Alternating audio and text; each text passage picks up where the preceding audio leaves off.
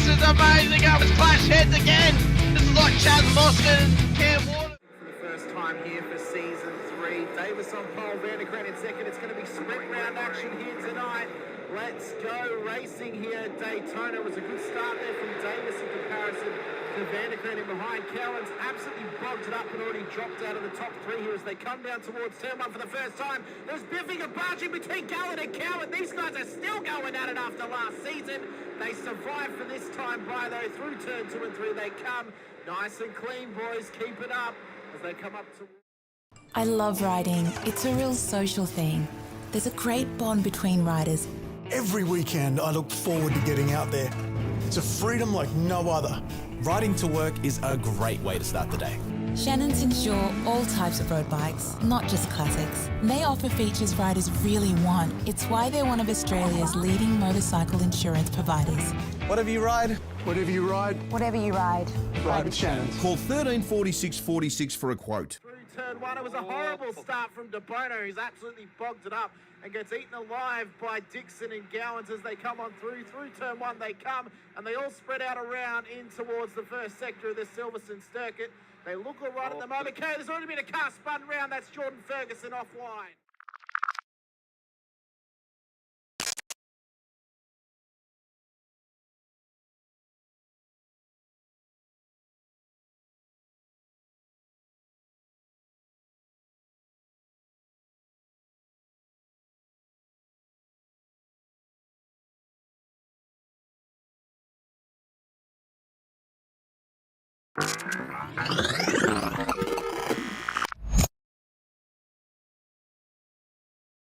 Is green at Road Atlanta here as well. Faulkner did get away. De Bono is tucked in as well.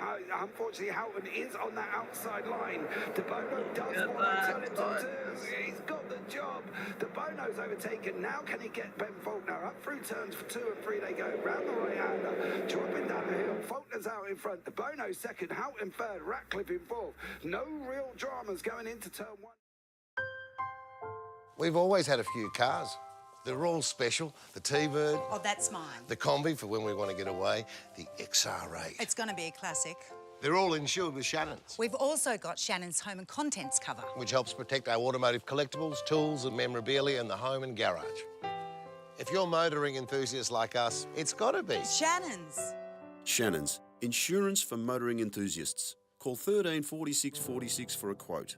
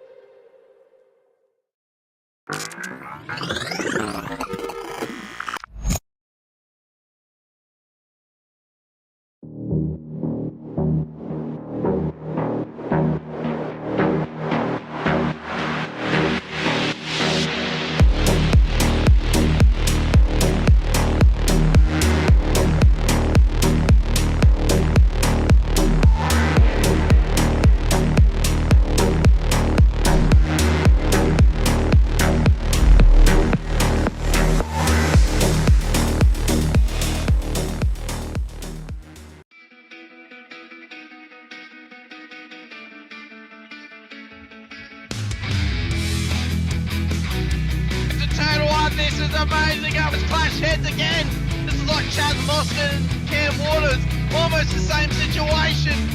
Better contact going down to the hill. Sam Noble wants to slip on Dave Coleman now. Sam Noble bottle right now because tell you what, Bruce Tanak and Jamie Dyson just absolutely drove away from us. Hayden trying to go around the outside. This is where he could have just sent it up the inside, but he hasn't committed, which is fair enough. It's very scary out there, ladies and gentlemen. Let's see if we get a good run. Dodd's just absolutely think about it. It's a really nice move. Blake Delaney had to move out of the way.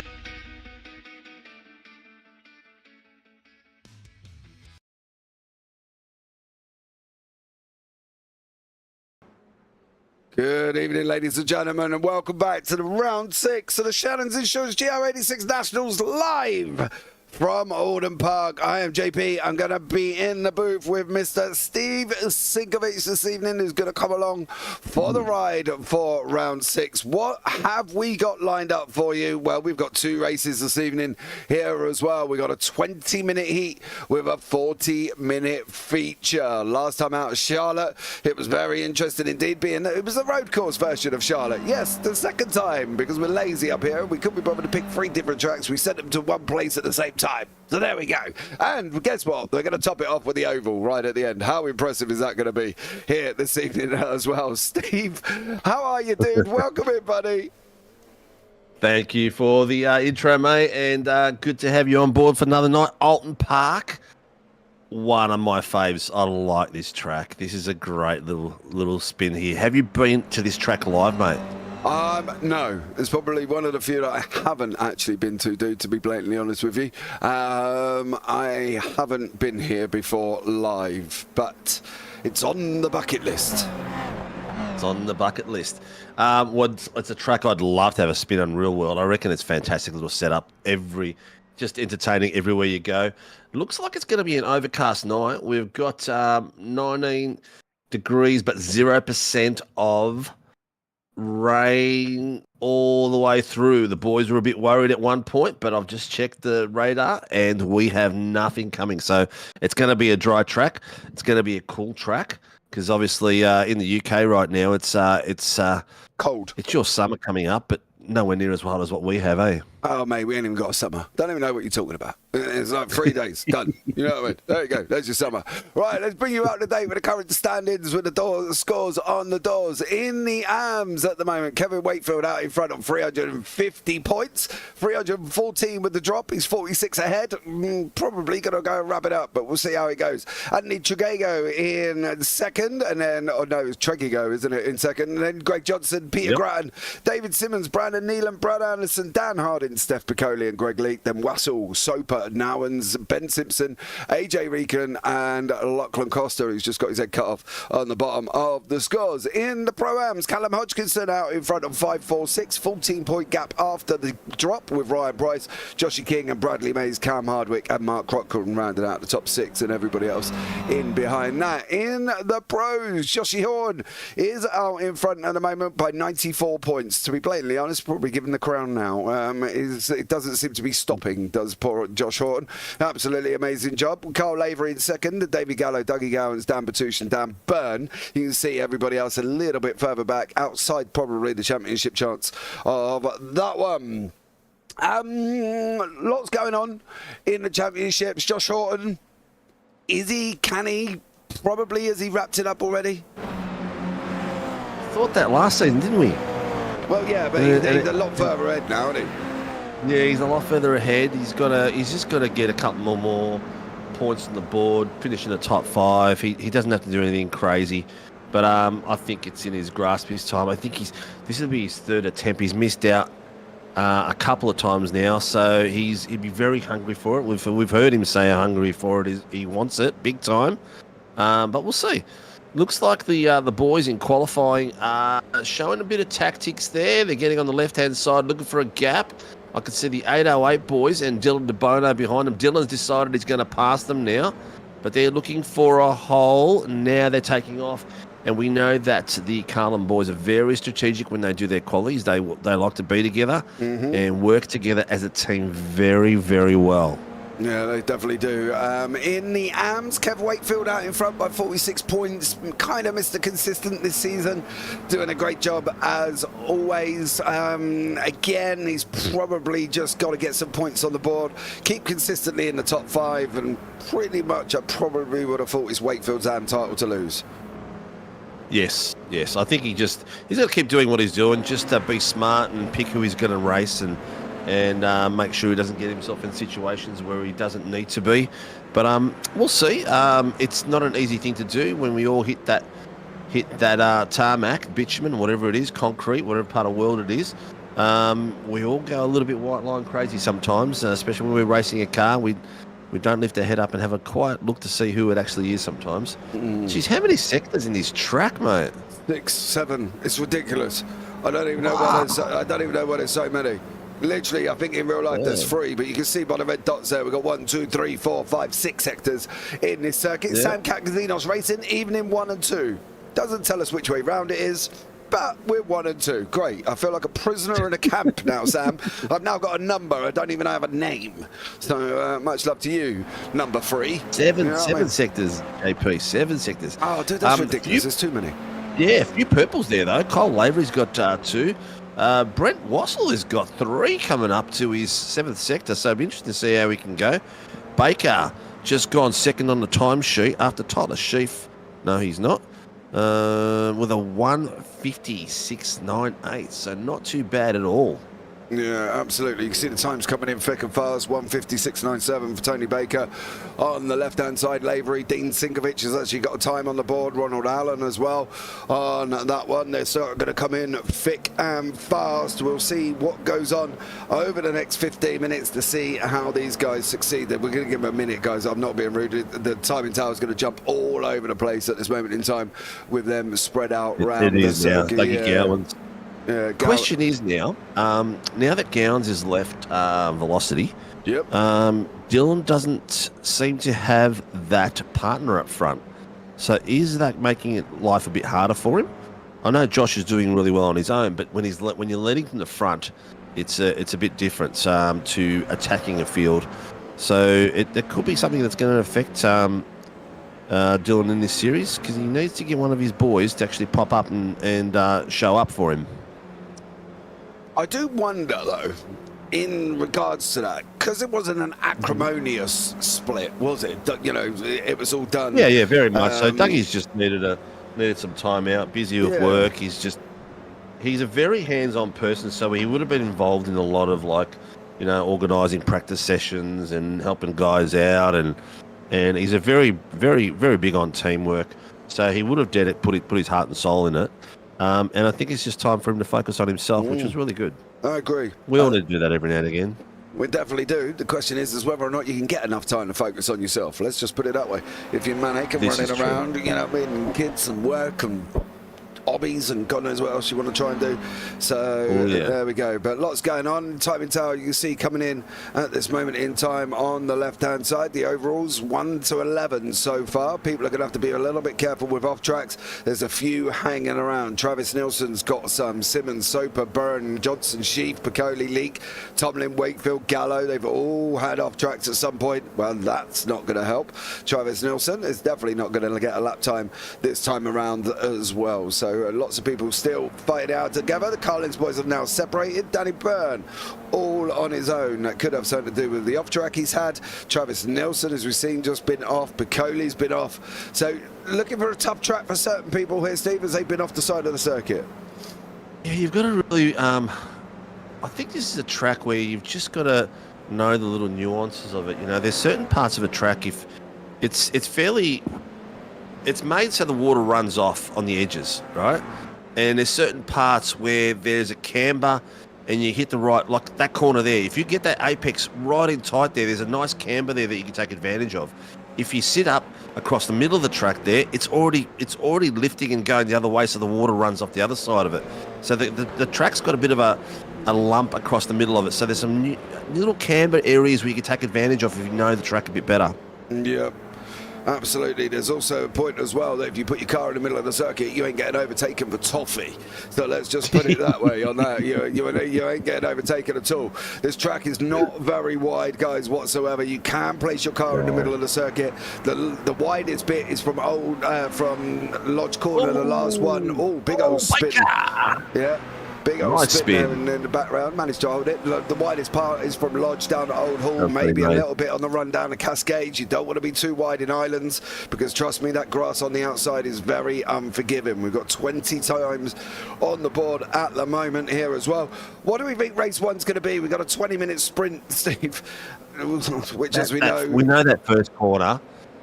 We know that's treacherous, yeah, coming down the hill, and that's always going to be fun. Look, it's...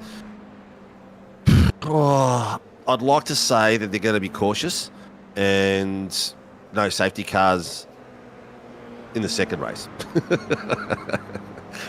First one, I'm not too sure. I reckon we might get one or two because there's a couple of spots where you can spin and stay on the track quite easily. You know, coming down the hill quite easily. The tight right-hander, the last corner, leading up to the final stretch across the start-finish line. There's a couple of really good spots. The chicanes, the hard braking down the hill to the right to the chicane.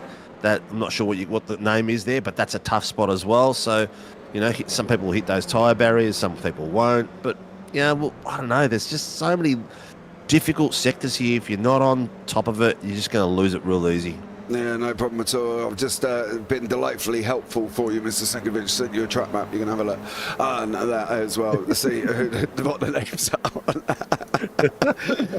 Coming down the hill. The chicane coming down the hill at the moment is Hislops. This will be the right-left. Now, I've been here 3 times this week already. I'm here again, and it's only Thursday. I've seen people hit tyre barriers and literally smack off their front end like it didn't even matter. So the tyre barriers are not, you can't go through them. I think that's the thing. You do hit them, you do lose parts of your car. We've still got very important exit there. Very important exit. Because would you say this would be probably the fastest part of the track after that exit of the tyres? Yep. This is the thing with this circuit. You've got this run here that can get overtakes done. You can go too wide from here, from the final Lodge down into Old Hall. You go too wide there. It's not great because of the way the track goes to the left, so the person inside always has the shortest possible route. Then you can come into turn 1 if you can get the run. Very difficult indeed. Now this is where we start all of a sudden narrowing. It's like being on a motorway that's gone from 3 to 1 very, very quickly. Because if you put your car in the middle of the circuit, you can't get through. The same with the run through Cascades, which is where they're at now, the left-hander. Same here. If you put your car right in the middle of that circuit, it is very tough to try and go too wide. If they try it, fair play to them. But if they try it coming through Islands, which is where they're at now, they're going to be off on that grass, right? The only good thing is easy off there. Yeah, since they've added the depth, you can actually stop the car. Before they added depth to the grass, it was that tyre barrier that runs all the way down on the right-hand side of your screen. It is an absolute ridiculous place to go and drive round, and it's a great circuit, but man, is it very, very hard to try and get right. It can really want to kill you. It's a lot more technical than it looks. there's different height levels, what do you call it, undulations in the track. So height comes into it, braking points, down hills, up hills. And also it's a really tricky area. This spot here, you go that little bit too wide, as we just saw at the back there by it was Dan Batouche, I think. No, not Batouche. He's got a... No, it's the MOZA. He's got the MOZA Racing logo on it. No, it's Proline.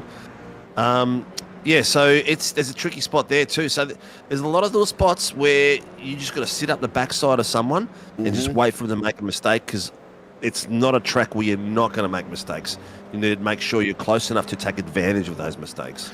Yeah, absolutely. I think that's the thing, and these guys have just got to be very, very careful indeed with this situation to see how they go. You can see the time still coming in thick and fast at the bottom. They're all in and around each other at the moment. Dougie Gowans goes over the line. Is he going to make an improvement on that third? It's not an improvement on the lap time. Steph Piccoli going for her first one as well, coming down into Lodge.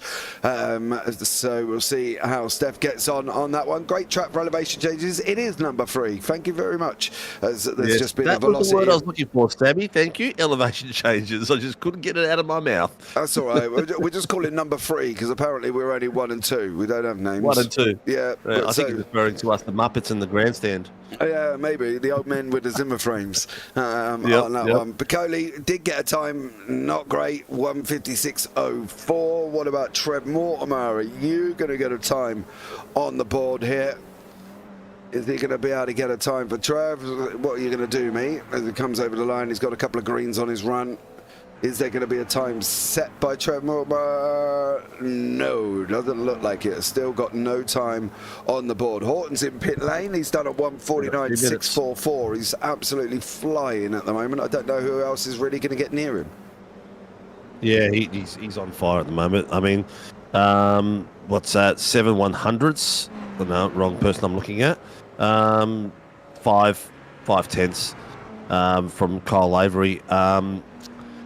The quality will just shut off because it's a heat. There's 2 heats. So at the 15-minute mark, there is what there is. So we got to look at an average of 149. So anyone who's out there at the moment has got their chance to hit their lap, but there's going to be very few of them that'll be able to make it round. Well, we're going to find out who's going to be able to do what. And then we're going to go from there. They've got about 1:10 on the clock. 3 is good. B1, B2, and cousin B3. God's oh, dearie me. What more could you ask for on a Thursday evening or Thursday morning, depending on where you are in the world, of course? Is Sam not on track? What's he doing? He's got his feet up, hasn't he? He's got his feet up. He's at home. He don't want to come out on track, and he's just sort of chilling. Why aren't you racing tonight, Mr. Kilgazunos? Yeah, Sam, why aren't you racing? Scared? Anything? Nothing? It's like crickets on across here. You expect the tumbleweed to go flying over. You know what I mean? Comes just down, into the last 15. Yeah, and then they go, don't they? Does it? 15 seconds to go. 5, 4. Yeah, it's going to click off very, very shortly. And it's done. No, not on tonight. Stuff happens, yes. What does that even mean? Do you know what? That is another excuse. When people use the word stuff, it's another excuse of when people say, I've got stuff to do. It means I really don't want to spend the time with you. I've got nothing to do, but I'm just going to call it stuff. And Sam's done the same. I've got stuff. But then he's watching it instead of racing. Exactly. It's a cop-out. It means I just can't be bothered to race, and I'm going to sit in YouTube chat and watch it. All right? That's the end of it. Joshie Oulton is on pole position with Kyle Avery in second, then Dylan DeBono and Dougie Gowans in front 4. Down Batusha, Tony Baker, 5th and 6th with Daniel Byrne in 7th. David Gallo, 8th. Collins Motorsport, row 4 there. Callan Hodgkinson leading the Pro-Ams with Ryan Price alongside. That's a championship fight. That's going to be an interesting one with Brendan Levin and Ronald Allen rounding out the top 12. Then on from that is Cam Hardwick and Matthew Foe in 13th and 14th. Brent Wassell leading the Ams. Go Brent on that one in 15th overall with Dean Sinkovic alongside, Kevin Wakefield and Wayne Edwards alongside in 17th and 18th, Andy Tregigio in 19th, Chris Tomlin, Travis Nielsen, Bradley Mays, Tyler Sheaf and David Simmons rounding out your 24. Then behind that, Brendan Soper, Brandon Neelan, Greg Johnson, Greg Leake and Steph Piccoli. Trev Mortimer, the last one to set a time, and Ben Simpson there as well. Good day, guys. Been watching while farm simming. Been some good racing the last couple of days. Farm simming. Farm simming. I don't even know what that is. Is that pretending you're being a farmer? It's like that truck sim, but it's a farm sim. I think it's something that what's his face from Top Gear should be doing. The old not getting stuck into the real farming. Is it pretend farming? Is it like pretend mechanicking? Yeah, it's like a sim. It's like a sim. Yeah, you just farm and sit in the rig and drive around the weeder or the diggers or the fertilizing, whatever they're going to be doing. Oh, so you're just pretending that you're being a farmer? Yeah, driving tractors and stuff like that. Oh, okay. Yeah. Just the grid starts fair but way back, doesn't it? Yeah, it does. It does towards the back end. So a lot of these boys are coming up the hill, so they're starting uphill, which has got a very big disadvantage. So you got 1, 2, 3, 4, 5. So from 10th place onwards, you're pretty much starting uphill by the look of it. Yeah. I'll change my camera. I think if we go down to the back, that is what Steph is looking at. Yeah, look at that. That would be tough starting from there. Yeah, she can't see nothing. Literally nothing, just at the back end. So if something does happen in front of her, if she can see the smoke, yeah, good. If she can't, it's tough titties. Yeah, pretty much. Yeah. So there we go. I've got my camera on the back of the grid, down at I think it's David Simmons, where the boys are all kicking back. A lot of the pro-ams have got the highest. Callum, Hodgkinson, Ryan Price have continued to impress and really push his pro-am. I will shut up now. 1, 2, 3, 4, 5. Round 6, race 1 is green. Horton off the line, absolutely flying. Lavery sitting in second place. Dougie Gowan's in fourth with De Bono. They're alongside each other, side by side. The ex-teammates, of course, are they all going to make it through cleanly? That's going to be the question. That first run into turn number 1. There you go. Everybody coming through turn number 1. Piccoli might actually be there at some point, but she's on her way over there now. But Joshua Horton, Lavery leading the front two with Dougie Gowans, De Bono, Dan Batouche and Tony Baker. You really want to be at the front for this one, Steve, I think, especially when it comes to race number 1. I think these guys have got to get points on the board. Horton leading the way, no real dramatics. I'm a bit worried about this side-by-side at the moment. Are they going to make it through? That's with Ronald Allen and Cam Hardwick.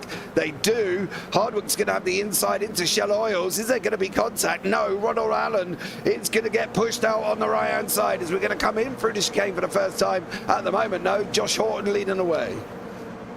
That was very, very tight. Actually, Ronald Allen had a really good start and got in a real clean air very, very quickly. So, really good start. And Wayne Edwards and Tyler Sheaf were the other two guys that got it off the back of that grid coming up the hill as well, which was impressive. Yeah, absolutely. But Horton leading away, doing a great job here in the first lap, running away with it. Lavery can't get near him. De Bono is stuck in as well. Gowan's in behind that. Dan Batouche, Baker, Byrne, Hodgkinson leading the pro-ams. He needs to do this. He needs as much space between him and Ryan Price as possible. But at the moment, he's got Gallo, who's going to take him too wide going into Druids. He does make it through. David Gallo gets the job done. Hodgkinson's now back in the clutches of Pricey, but depends if Pricey can get a wriggle on and get moving. Leading the arms, Brent Wassell's got 4 cars. He's over the front of Tregigo as well, because he's got literally about 4 cars in between them for Wassell. So a great job from him at the same time. Lots of action still taking shape, but Josh Horton at the moment opened up the gap on the first lap to near enough over a second. Yeah, he's going to be deadly at this track, because this track, the key is to carry momentum for the corners. And if you can do that on this track, you're going to just gain tenths everywhere. And you have a look at the way he takes pace through the chicanes and the tyre section and stuff like that. You can just see him gaining more of a gap. Yeah. He can. He's just extended it a little bit. The draft is strong here at the moment. We'll keep an eye out and see how it does with the drivers. You can see we've got the leader going through Shell Oils, and we've got the back end going through Islands. So they're still very spread out across the racetrack. Still action taking place all the way through. But at the moment, it's a very liney situation going on here, Steve. I think they're kind of all just settling in, making sure they can get to the end of the race at the moment. Yeah, I think they are. I think they played it safe. I think they must have heard me about talking about the safety cars. So maybe. My camera doesn't really pick it up. I was going to put the camera on Josh Horton to see how his hand movements are, because he's so smooth as a driver. It's crazy how smooth he is. He literally is, and that's the thing. With Horton, does an absolute stellar job with the way that he handles the car, the way that he handles the dealing with it, and the momentum of it. He's got it running this season. Brandon 11, however, stuck in behind Dean Sinkovic. Sinkovic still going forward, which is always good for Dean. And at the moment, he's trying to chase down, or trying to at least prove that he can stay in the Pro-Ams. Your brother's had a rough one, Steve. Is he still Pro-Am material, do we think? Oh, mate, I'm not going to comment. He is, yeah, hasn't been special. Let's just put it that way. He's yeah. Oh, Levin! Oh, big crash. Matthew Foe, Brandon Levin. There was a spinner in behind as well. Are we going to see the first safety car of the evening? You can see with Brandon Levin, he comes on that inside as well. Matthew Foe goes onto the grass, spins the car up, around he goes. There was an incident further up at the same time, and lots going on as they all managed to make their way through, but it was very, very, very, very tough for these guys. You can see Levin here, he just gets a little bit loose coming out the corner, over the rise, crest of the hill, on the grass, spinning it up, spinning one way, spinning the other, and bang! Unfortunately there, I think that's the Proline car, and he goes off onto the side of the circuit. Big moments there for them guys. I'm too depressed to talk about it, mate. Hey, you be alright, mate. Stop it. Stop your crying. As we got Josh Horton's inputs down in the bottom right-hand corner, the race action taking place into the top. So you can see what's going on. Bradley Mays is just shot up the inside of Tyler Sheaf. However, is he got to get it stopped? He did. He was lucky there, dude, to be fair, because Sheafy gave him a lot more room than he needed. Yeah, he's he can be respectful sometimes, Sheafy. He can be. It's rare and far few between, but he can be. I forgot what I was going to say. Oh, headline news. I lost a driver, JP.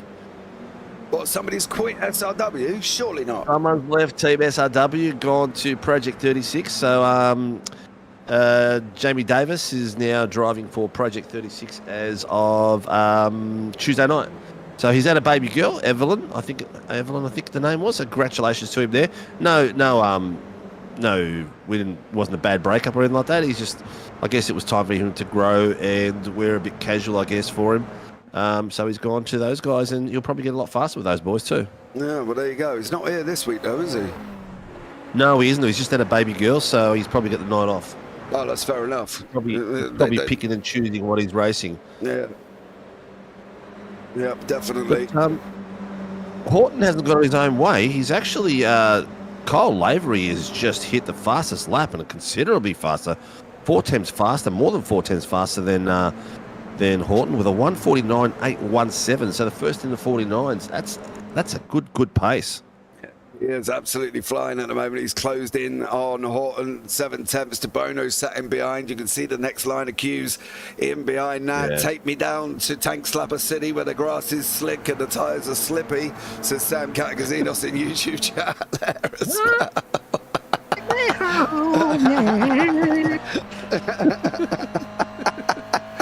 One of my favourite bands. Oh, I remember the days getting listening to them. I'll tell you, Sam, you're absolutely amazing. Here we go. On the roof of Dylan DeBono. As we can see Carl Lavery moving around in front of us. DeBono's got to make a choice because they're not really breaking that half-second mark to Horton. There is Horton in front of us. Everybody makes it through over the curb. Now we're going to keep to the left-hand side. Shortest route, of course, as we go into the run down into turn number 1. You're looking for just after the sign. You're going to be starting on your braking pedal. There you go. Through the right. Let it run. Let it run. Accelerate. Open it out. Take the off-track on the left-hand side because it's the fastest way possible. And away you go once more for another lap of Oulton. I think DeBono now is in that situation where he's got a choice to make. He either sits behind Lavery and hopes that Lavery can catch him, or he's got to make that overtake to be able to catch Horton. Yeah, look, there's not a great deal between them. He looks like he's pushing fairly hard, but Lavery's positioning is really good at the moment. He's not really leaving much open at all. And look, to be fair, 1, 2, 3, it's pretty good. Reverse top grid, they're going to be in 10th. You know, that's probably not a bad thing for DeBono to finish behind Lavery, because then he's got the advantage of Horton for the big race. Yeah, absolutely. Well, let's see, drive-through penalty for car number 33. That's contact lap 3, turn 5. Who is car number 33? Side by side, Lavery and DeBono. Did you say Wakefield? Yep. Oh, massive moment for Kevin. That's his championship. Let's not forget, he is fighting at the top of the AM Championship at the moment with Tregeago in behind him. So yeah, he's got Brent Wassel, which is already leading the race tonight. He's had a bit of a late charge for the title, so he's got to be careful there. He's got to keep it close to Brent Wassel as possible. Yeah, Tyler Sheaf there as well. Josh Horton needs to be careful. He's having a blink. He's putting my timing tower off to going into a mental breakdown at the moment. He's got to come back at some point. Otherwise, they're going to kick him out if he takes it any longer than what it already is. He's still not back on the racetrack. He is there somewhere. We did talk about this. There's something can happen, and that has been one of his weaknesses, his internet. Oh, there we go. He's just managed to blink back in time, but he is causing absolute dramatics on the left-hand side with the timing tower at the moment is Horton. He's still on this racetrack. Where on this racetrack, we do not know, but he is still there. He's in and out, in and out, in and out. We'll see if we can... There he is, just about. He's in Shaloyal somewhere. I'm surprised RC have not jumped all over him at the moment. He's back again, gone again. He's got more spells than Harry Potter as this man. Mr. Wakefield 033 got a warning for weaving on the straight at lap 5. So he's got a black and white flag for that. So he must have been... wonder who he was fighting with, because he's got Wayne Edwards behind him, so it's not really a battle he should be weaving for. I do wonder... We were talking about the gap before. It was out at about 7/10. And now we're out at 2.4. I do wonder if that's the fact that Lavery don't know where he is. I think that's to back off, and that's why we've all of a sudden lost time.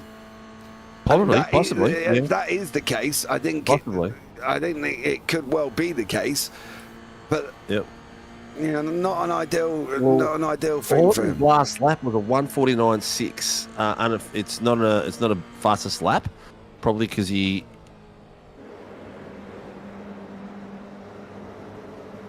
Dylan DeBono called in the blinking for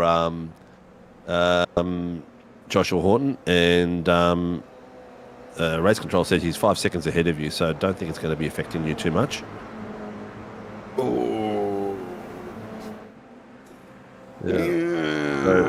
I think they're only 5 seconds ahead because of the blinking, to be blatantly honest. I think Lavery backed off because he didn't know where he was. You can't sit 7/10 in behind somebody and not know where the kid's going to be. I think that's the problem. I can't even jump on him at the moment because currently, if he blinks out why I'm on him, it can crash everything that goes on. So we've got to just rely on the fact that he's 2.7 seconds up the road. He is there at the moment in the bottom of the screen, but it is going to be tough. Dougie Gowans, you've got a decision to make as well, mate. Do you go and attack your old teammate? Or do you let him fight it out and hope that they can bring that gap back down? I personally think Lavery backed off because he didn't know where he was going to be. Yeah, I think so too. Look, Race Control's monitoring Horton's internet and also Wakefield's internet. Both of them are pinging it at the moment. If it gets too bad, they will tell them to enter the pits. Well, we'll keep an eye out on that one. Callan Hodgkinson leading the Pro-Ams. He's got about 8 seconds, which is great for him. And he's got Ronald Allen in front of Pricey, which makes it even better for them. Don't forget they're fighting out in the Pro-Am Championship, Hodgkinson and Price, and they're 14 points apart at the moment. Hodgkinson, though, has got a buffer in Ronald Allen from M1, so a great job from him. Cam Hardwick is in behind Pricey, going to put him under pressure. Brent Wassel has come back to grips with Brendan Soper and Anthony Tregeago as well in third with David Simmons, our resident 747 aeroplane. Off you go, son. You go on. You're going to push him up on the hill. 2v2 at the moment. Tregeago on the left. Here. You've got to have a go.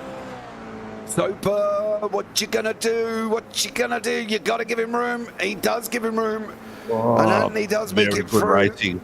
Yeah, great driving from the two. Anthony made it through without any dramas. He's moved up as well. Price is just about near enough. Oh, Hardwick's putting him under pressure here. Price, he can't afford to go down much more though, Steve. He needs to stay as close to Hodgkinson as he can. This is 286 admins here. going for it. Pricey is absolute revelation. He's actually, I'm not sure if you've heard of it, mate, but we've got a cyclone that's going to hit Queensland, and he's right up there. There's a lot of our drivers up there, actually. Barb's is up there as well. So he said he was going to have a bit of Dutch courage before he gets out there tonight. A few bevies to get himself a bit settled. Yeah, I have heard about it coming in up there, and was told that it is likely to be hitting. So stay safe, everybody. From all of us here, of course, and make sure you stay indoors if you're told to. Don't go out and do something silly. Yes. Listen to the instructions. Yeah, it generally says civil servants. Yeah, don't go anywhere. So you don't go anywhere. All right, just stay in your house. Cam Hardwick, though, however, needs to go somewhere because he can't keep staying in behind Pricey here because Ronald Allen is escaping up the road. There goes the M1 racing man. But Ronald Allen is running away with it going on at the moment. Wassell still in this battle with Soper, with Tregigo. He must have been off the circuit at some point for Brett because he just lost two of them places. Here we go. Oh, yep. Ooh. He got a spin out, didn't he? Yeah. He come off that final corner. He's done what pretty much most people have done. There you go, over the hill. You can see Trey very did lucky. it as well behind him. Very lucky. Nearly followed him. Could have ended up disastrously. Yeah, but he's lost two places. He's now third in the AMS, of course. For Brent at this moment in time, he's currently sitting down in 11th in the AM Championship. But if Anthony beats Wakefield, because Wakefield got that drive through, that's going to put the cat amongst the pigeons. They're only 46 points apart at the moment. So for Anthony, it's more important for him to try and take this victory in the AMS. Lavery, though, under attack from DeBono. DeBono's still not gone through. Horton now 4 seconds out in front.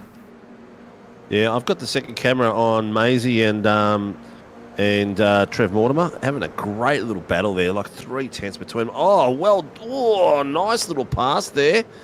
Just got his car in a position where he could do. Oh, is Baker going to yield? He has. Great work there by DeBono. That was a big set of cojones on the line there. Yeah, but he had to. Escape. That was the thing. He was being held up from Lavery. I'm surprised he didn't do it a few laps ago because he's only given himself 4 minutes, which ain't going to be long enough. It's only going to equate to about 2-3 laps at the most for them to have done. Horton's escaping. He started going in as well. We've got back marker traffic kicking in at the same time. I'm not sure that was a smart move, to be honest. What, from DeBono? Purely because now he's on the same part of the grid. He's on the same lane, same row on the grid with Horton. Before that, he was ahead of him on the next section of the grid. So if you're not going to be able to catch him, like 5 seconds in, 3 minutes, you're probably better off getting closer to the pole position in 10th place and away from him. Well, yeah. But I'm sorry, not pole position, but closer to the middle. So when it's reversed, you're ahead of him a couple of cars. You've got a bit of a blockage between you. Yeah, but I don't know. There's never a racing driver that I've seen who doesn't want to be as high up as possible. That's the problem. This is true. You know what I mean? That's true. Be real. I'd rather be first and 10th. Well. Yeah, I'd like to see that. And he could pull over and allow the 9 cars to go through, but what's he going to gain? It's still all to play for in that 40-minute. We've still got a pit stop on the board as well, so lots could take place in that one. Brandon Neal's just unfortunately been off track and has had his own little moments. Lavery now got Dougie Gowans in behind him. And lots of action taking shape. Russell still, he's got Soper pushing him 747. Tregigo's escaped up the road by about 3.5 at the moment. They just couldn't stay with him. Yeah, he just called something in, Soper. Yeah. But Vessel there, still having a go and still seeing whether or not he can take any points out here. But as I said, he's not really in the championship fight, Steve. He hasn't really got a, well, as this side of the car said, he's kind of chasing a dream at the moment. But I think, he's just got to try and get on with it and score as many points as possible. While Lavery, however, is under attack from Gowans. Is Gowans going to go through into turn number 1? Dougie, you got to go. If you're going to go, mate, you got to go. Don't hesitate. Don't just have a look. Get the nose in there. He who hesitates loses, as they say. And for Dougie Gowans, he can't keep being hesitant. No, I was just checking to see if Brandon Levin got a drive or anything, but he's in the pits at the moment. Not sure what's going on there. Well, I think we're on the final lap of the race. 19 minutes to go. He's got 55 seconds. Can I click on him and will you stay on the racetrack for me, please? There we go. There is Horton. Through the left, through the right, up and down and touch your knees, over the crest of the hill at the same time. And at the moment, Horton's leading the way by 6 seconds. I do honestly think he was backed away from because he was blinking, but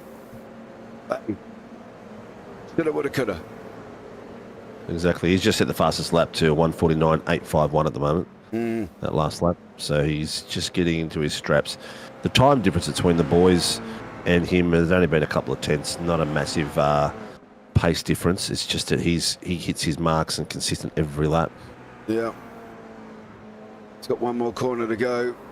There's going to be white. It's going to be the checkered flag. There's a spinner in the back. He's just got off. I think, unfortunately, that was Steph Piccoli. There's a little bit of backmarker grief going on in between these guys.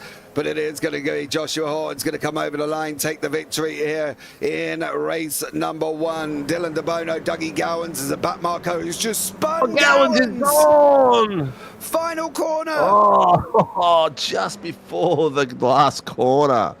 Bono, Baker, Lavery, Byrne, they've all come over the line together. Oh, Lavery's must have been Lavery and Dougie that got into that. What's the back marker in the middle? Oh, is that the back marker? And that's not Lavery's car, is it? He's closed the door on Dougie, and Lavery's just had to stay back to get through. Oh, how did that? Greg. Was that Greg Leake? Yeah, well, it said Team Greg on it, so... Okay, might have been Leakey. Yeah, I just want to have a look and see how the second part... Did Gowans go across his nose here? Man, yeah, they got hooked together. Would have been momentum. Yeah. Yeah, it would have been just momentum. Hooked together on that one, unfortunately for for Gowans, sorry. DeBono goes over the line in second. Baker takes third in the pros, and Hodgkinson takes the win in the pro-ams. He's got Allen and Pricey behind that. And then in the AMs, it's Anthony has taken the AMs there for Tregigo. Which one was it, Steve? That was it. Tregigo. No, that'll do. That'll do, donkey. That'll do. You know what I mean? Wassell's in there as well. So as we're waiting for these guys going over the line, we're just waiting for Brandon Nealon to go over the line. And he does go. No further action on that incident. Dougie Gowans going to be spitting bubbles. Oh, yeah. He had a rough night last night too. So he's going to be 2 nights in a row. Poor old Dougie. Josh Horton is your winner. Dylan DeBono in second with Tony Baker in third. That's your 1, 2, 3 in your pros. Carl Lavery, Dan Byrne, Dan Batouche and Dave Gallo round out the top 7. Cullen Hodgkinson takes the win in the Pro-Ams in 8th. He's got Dougie Gowans in 9th. Then Ronald Allen and Ryan Price are the final podium places in the Pro-Ams. Then we've got Cam Hardwick, Trev Mortimer, Dean Sinkovic, Chris Tomlin, Tyler Sheaf, Anthony Tregigo in 17th. Brandon Soper, Brent Wassell. That's your 1, 2, 3 in the AMs. I tell you, one man has got to have a good race now is Mr. Greg Johnson. Travis Nielsen in 20th, Wayne Edwards, Kevin Wakefield, Greggy Johnson, Brandon Nealon, Bradley Mays, David Simmons, Matthew Foe, and Steph Piccoli with Greg Leake further down 1 lap down, and Brandon Levin, and then of course RC in behind that one.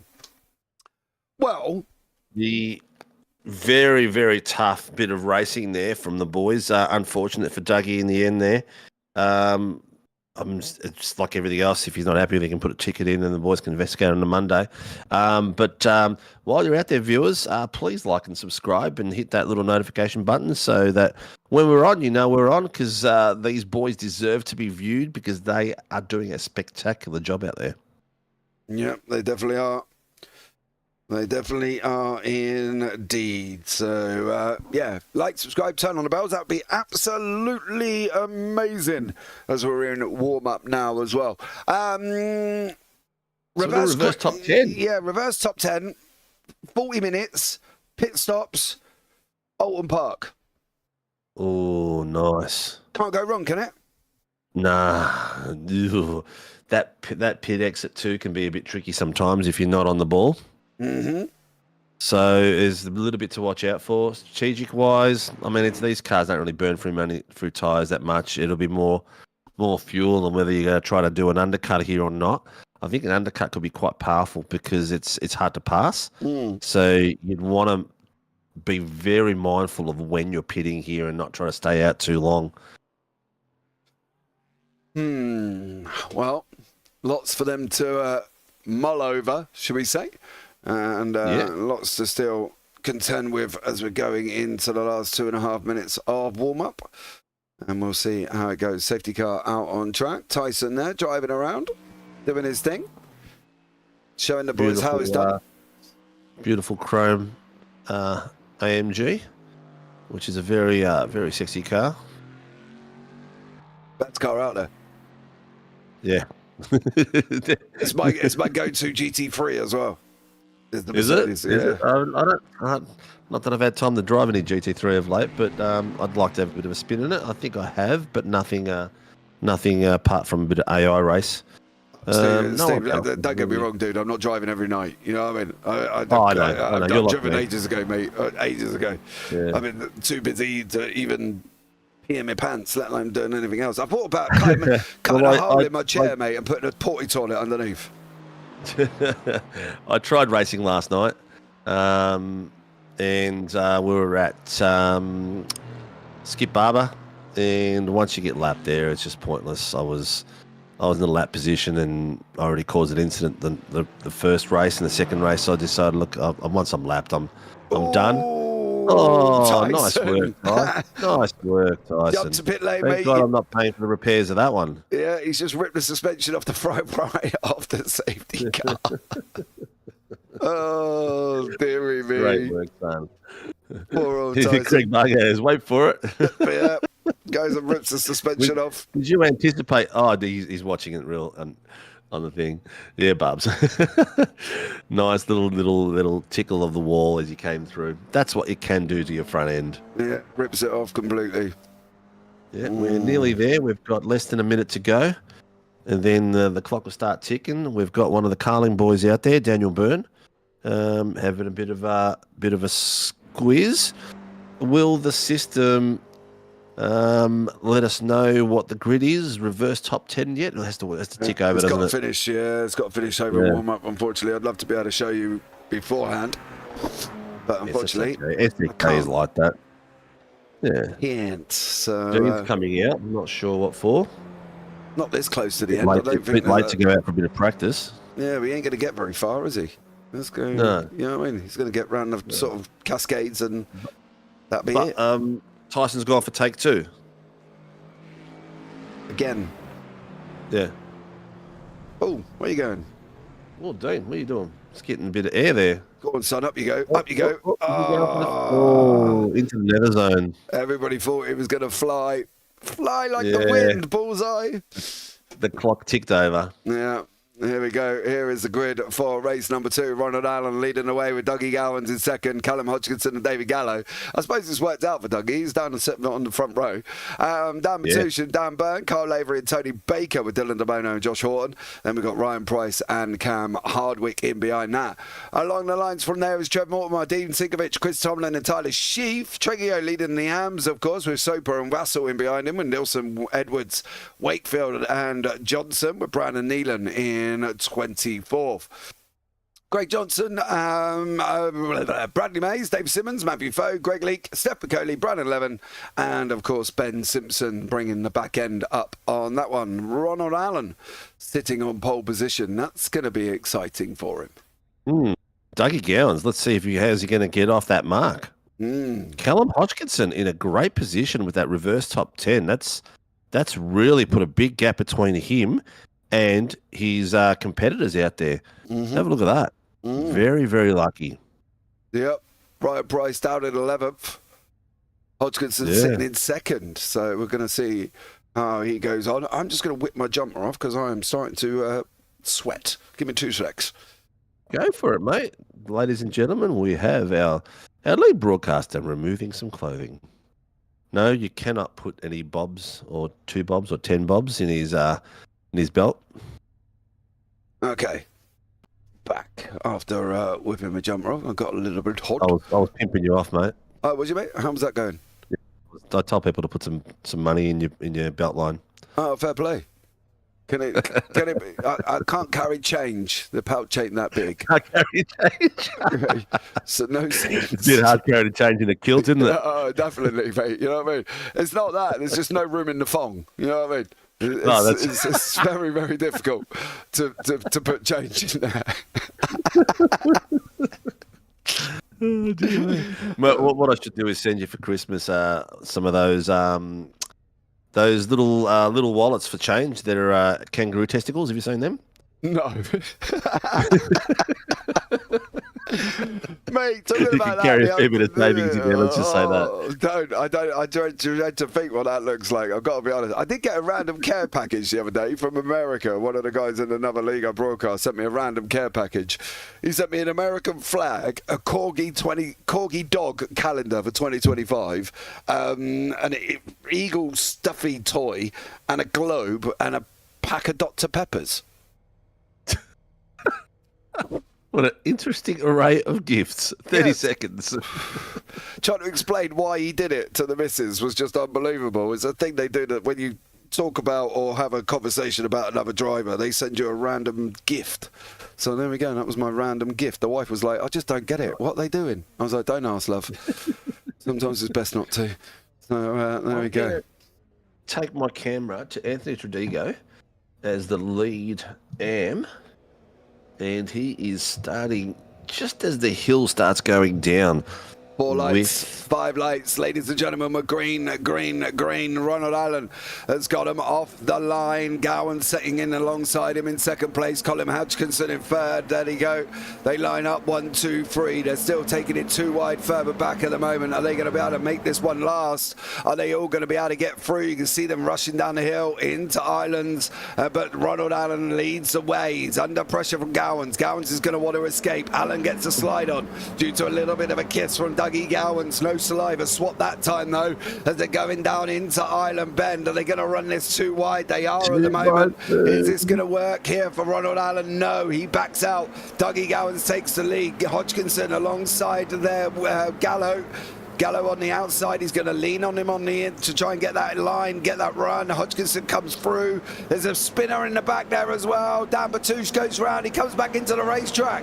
Oh, dearie me, he manages to get avoided.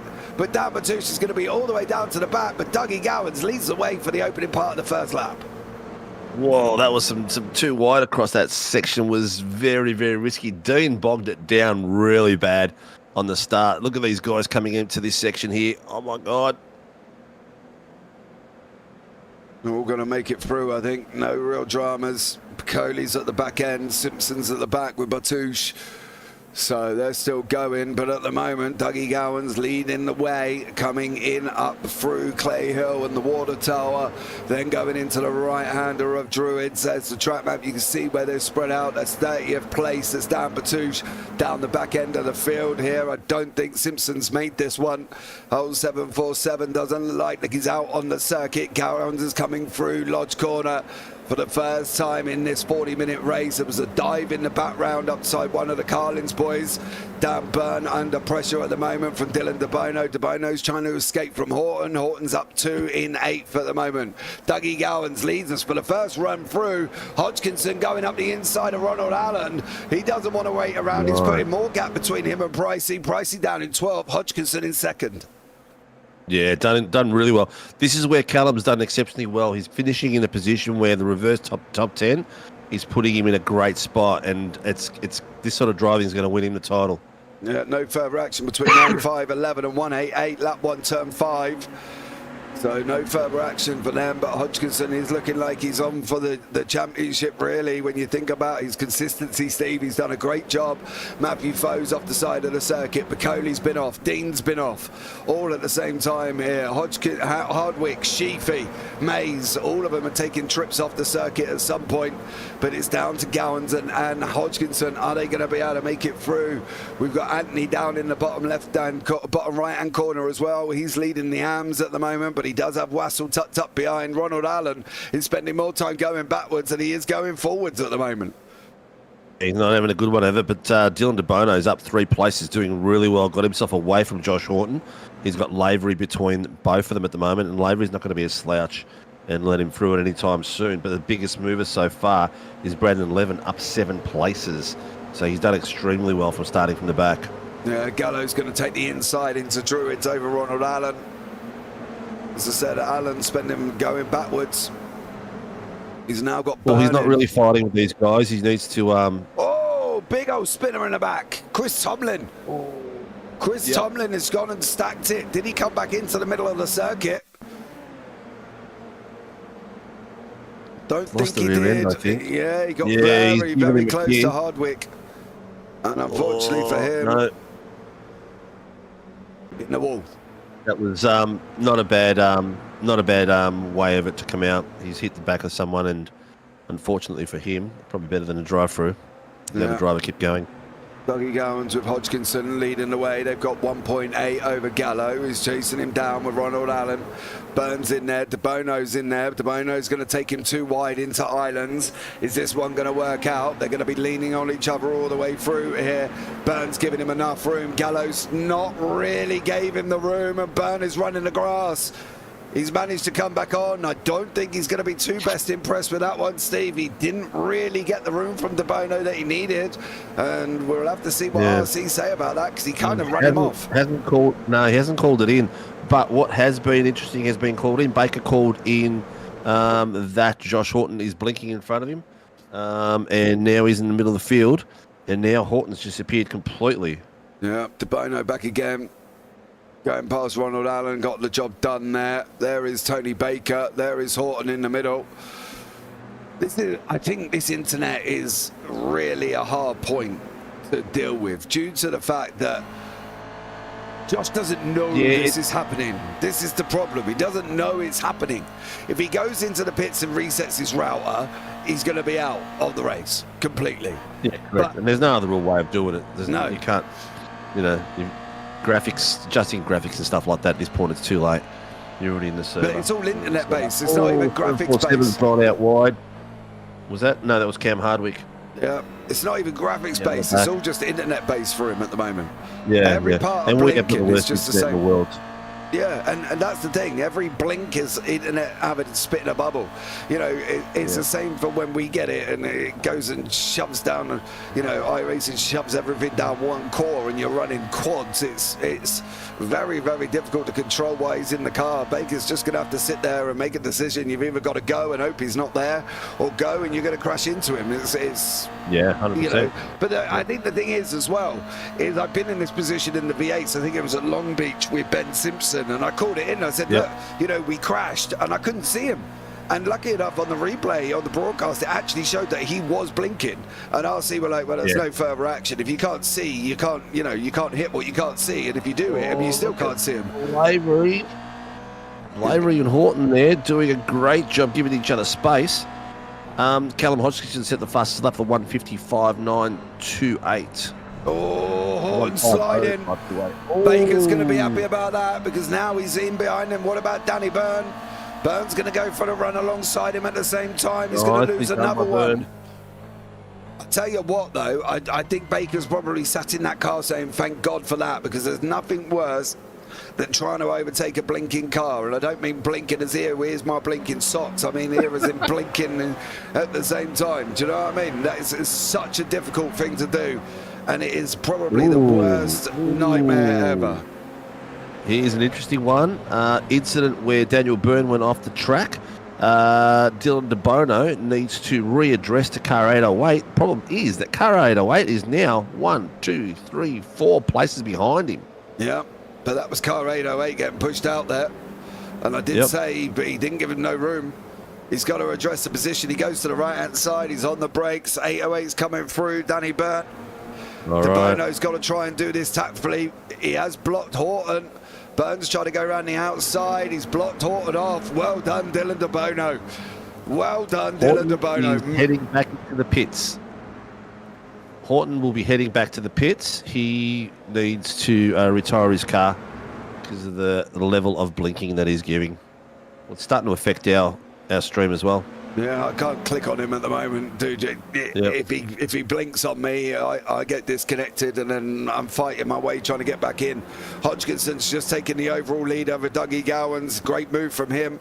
You can see them fighting on the left-hand side. Lots of action taking place. Who we got? We still got Anthony down on your screen. He's got Tyler Sheaf. Yes, we do. In front of him he's at the having moment. a great little fight down there. They've been very, very close. We're talking. He's got Tyler Sheaf with 1/10. So he's hunting them down like crazy. Yeah, absolutely. You can see Ronald Allen has got that 5-second gap at the moment. He's still going backwards. He's lost another place to Baker. Allen down 4. He's now got Lavery in behind, Byrne in behind, De Bono. Horton's still there. He seems stable a little bit at the moment. We'll see if he does pull in at the end of this lap to try and get this sorted out. As I said, I don't really know what he can do live, Steve. He can't do a lot about it.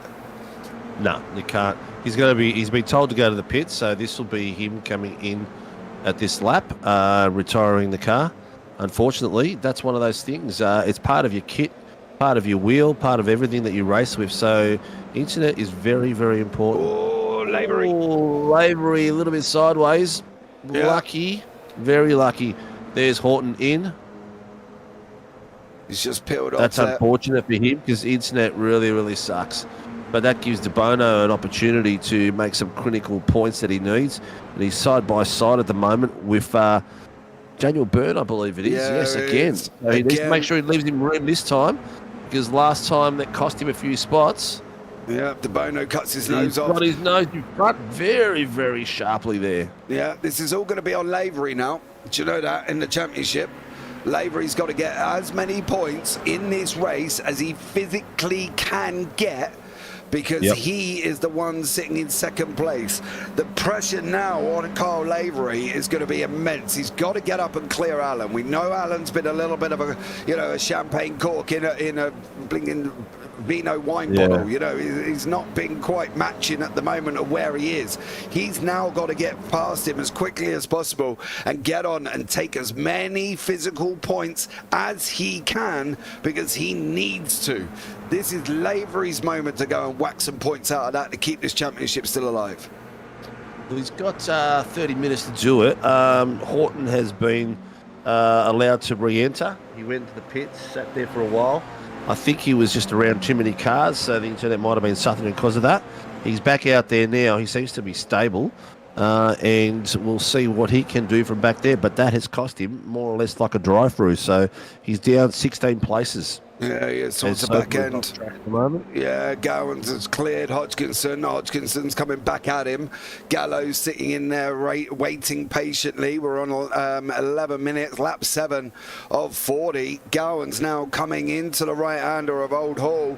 They're going to be running down the avenue and Denton's very, very quickly, and then into the left-hander of Cascades. Over the hill they're going to go. They've got to start picking the braking points. On they go. Get it in now. There's a lot more curb on that inside that you can use. Hodgkinson uses it. Gowans doesn't. Is it all going to be about Hodgkinson now? What's he going to do? Gowans is on the defense. Hodgkinson's trying to push that inside line. Going into Islands. Ladies and gentlemen, we're going to see 2 wide. No. Nice bit of work. He's going to be able to pull it up.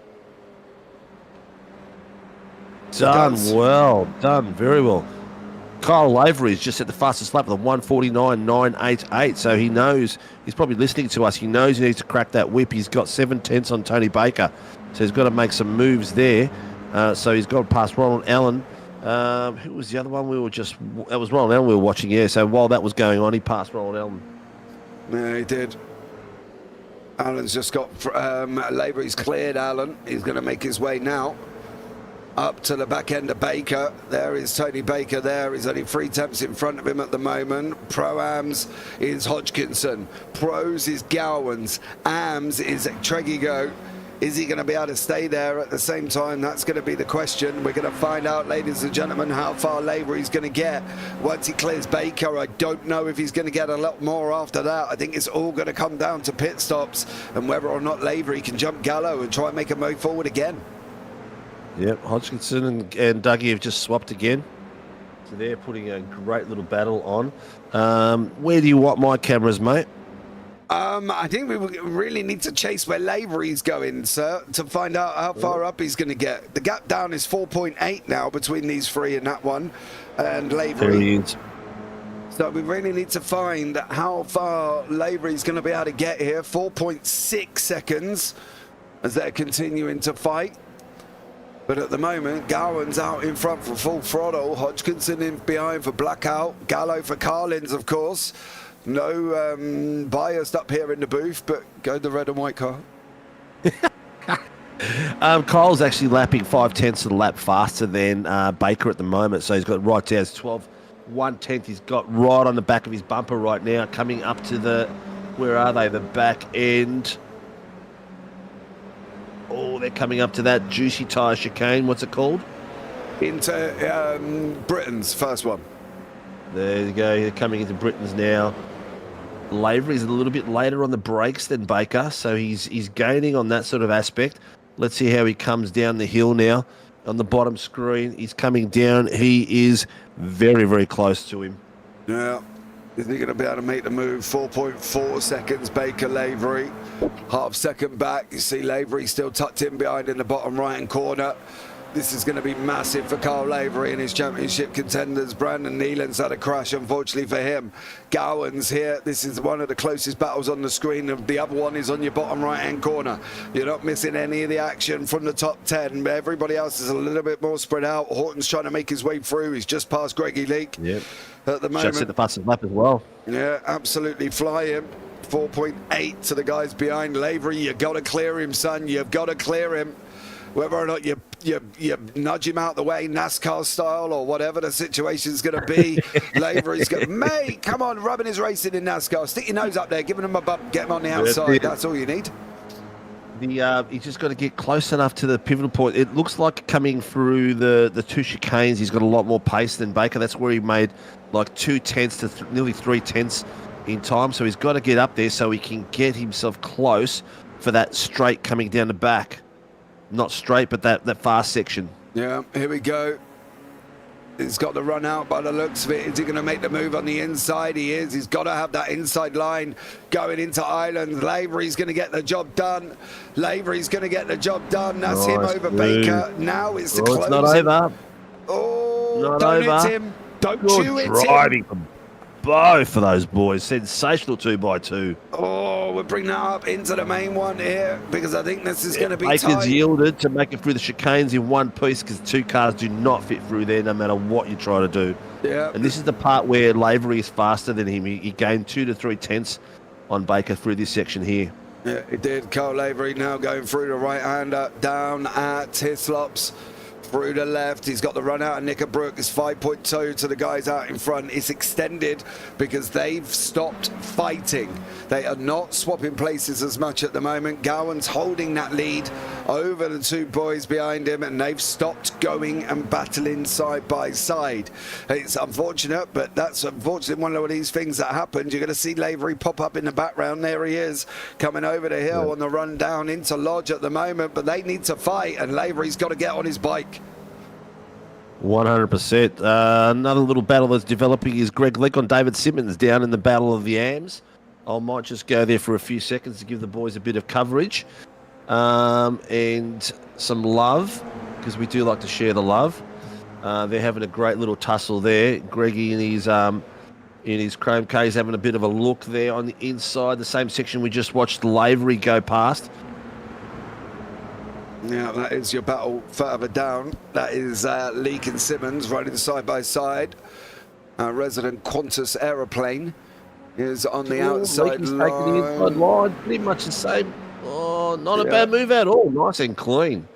Greggy Lee got the job done there. He now moves away from 747. Hodgkinson now goes into Gowans. The gap's down to 5 seconds with Lavery. He's got to get it as close as he can by the time the pit stop cycle runs in. Going to be on about the 25-minute mark, give or take, here. It's not a high fuel usage track, Steve, and I think these guys might be able to get a little bit longer in than we think in the race. And Hodgkinson now with Gowans, they are scrapping. This is going to help Lavery, 4.9. He's working his way down. He's getting them. He's pretty much on their pace at the moment, so he needs to giddy up a little bit. They're doing 36, 3. They're doing 50-36s. He's doing 50-39 that last one, so he needs to giddy up a little bit. Let's get a bit of a wiggle on does Lavery, but I'm sure he's going to be trying as much as possible. I'm going to switch it down to Trigadego. He's got Dean and Wassel chasing him like crazy down there, just so you're aware of it. Yep. And give them a bit of love down there because they're actually very, very close to each other. And no doubt we might see some action of Dean spinning because usually when I put the camera on him, he does that for us. He does very, very well as well. With late notice. But then it's almost choreographed. He's down to 1/10. He's having a crack. He's side by side with him at the moment. He's looking like he's going to make a putt. Oh, and he's done exactly what we said he would do. Oh, he's made the effort for the pass and he's just spun it. Bro, come on. That could not have been any more timed. Oh, it was. This isn't a YouTube channel where we're choreograph things like this. This really happened. Oh my God. Anyway, I'm going to switch it to Trigadego because Trigadego, he's actually putting a lot of pressure on Wassel, so that battle still continues, but without Dean. So. Dean Dean called that in. I'm not sure he's got much to call in there. Did he call it in? Yeah, he called that in. I'm not sure. Maybe he felt he got squeezed. He's the passing car, so he has to make the move. No, I'm sorry, Dean, but your rear end went on your own by the look of it. Yeah, you hit the curb there, mate. Unfortunately, around your curve. I think that curve let you down, man, but you had a whole car space there, so it wasn't too much of a squeeze. But we'll leave that to the RCs to unpack. Yeah. They're the guys doing the job. They should come with the same thing we have. His rear right hit the curb and spun him round. Whoa. Safety car. Safety car. No. Who do we have off track? Travis Nielsen's off track. Oh. And we just had Hardwick and Stephanie Piccoli go in the pits. Will anyone go in the pits? What did you do? Why have you crashed? Take advantage. I think Travis Nielsen is still stuck out there off track. Hold on. I'll find him for you. That's all right. Managed to get him. What did he do? Oh, dude. Blimey. Miles away. Yeah, but that ain't a safety car, is it? Oh. I don't know. That's up to the boys downstairs, I guess. That bit might be. But unfortunately, it is yellow flag time here. Yeah. Well, this is going to put a bit of an interesting putt to it here because Josh Horton is got himself in a good position. Oh, hang on. What's he doing? Is he in 9th place? Oh, yeah, because all these guys are pitted. Yeah. He's going to start moving. He did pit on lap 5. It's whether or not he can get to the end. Yep. So Gallo, Dougie Gowans, Gallo, and Hodgkinson have pitted. Anthony Trigadego has not pitted.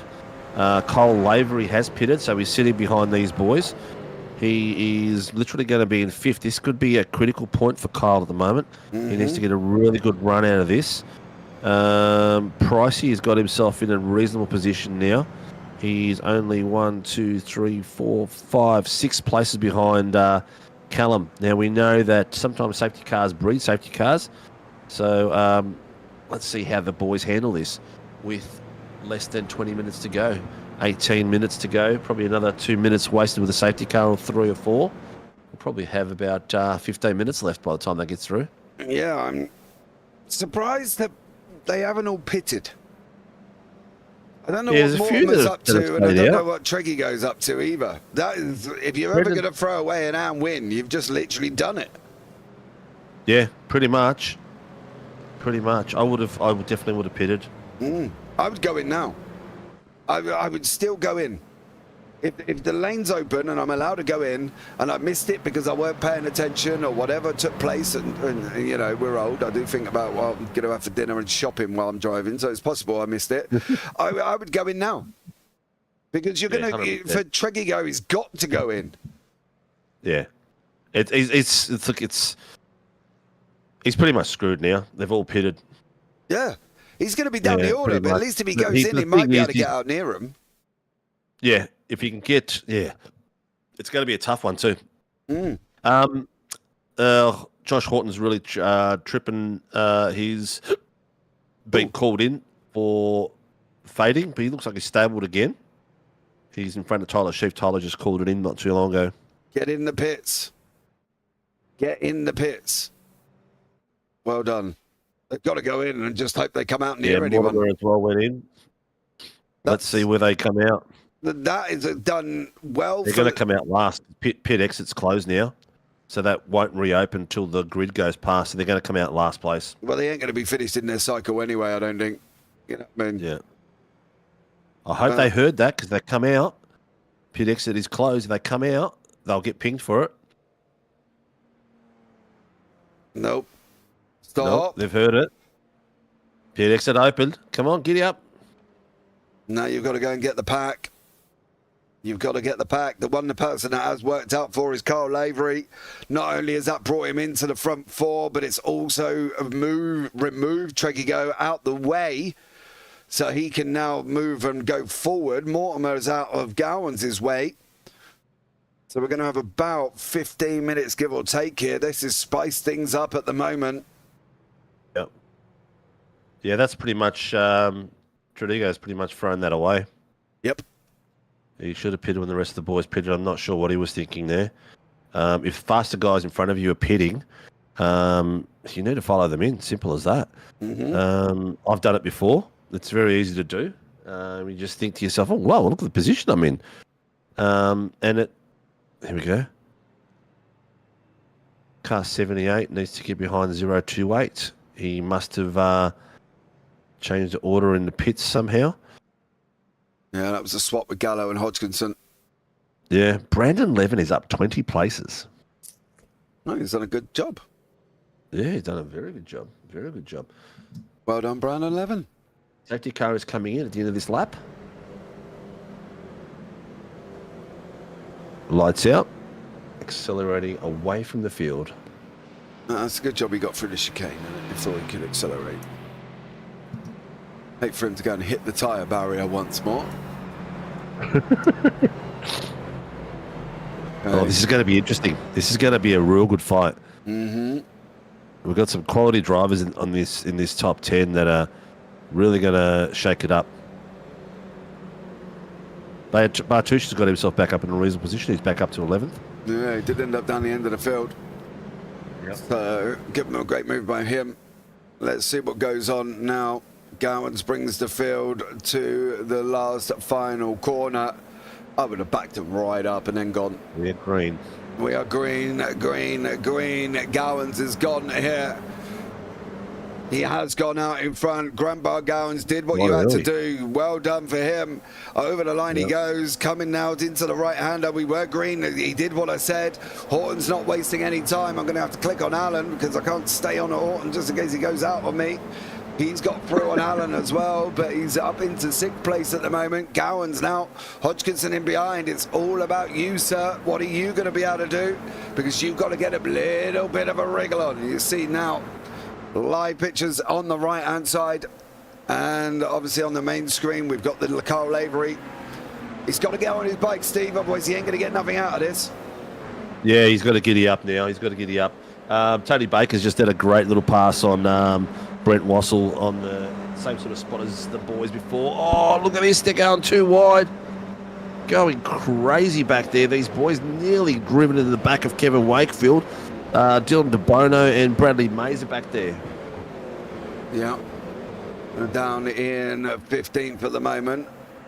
Gallo now sitting in behind Hodgkinson, coming into the last 13 minutes. Gallo through the right, through the left. Gowan still leading away. Didn't get a good run. Hodgkinson thought about it, but that's about as far as he went because he didn't want to chance it. Now you can see Gallo's going to make the move on the left-hand side, running up through Water Tower. Going to be coming into the right-hander of Druids. Gowans goes on the defence. Gallo's going to try and go around the outside line. He might not have a choice. He's got to bring it back. Lavery's going to be in the mix. Coming on the exit, Gowans is under all sorts of pressure. Bang on defence straight away for Dougie Gowans to the left-hand side. If he's going to hold on to this, he's got to send it in deep as Gowans. He doesn't hold on. Hodgkinson gets through again, but I'm sure that will not be the first time they'll swap. Gowans has got pit lane. Why is he pitting? We've got a spinner at the back, but why is he pitting?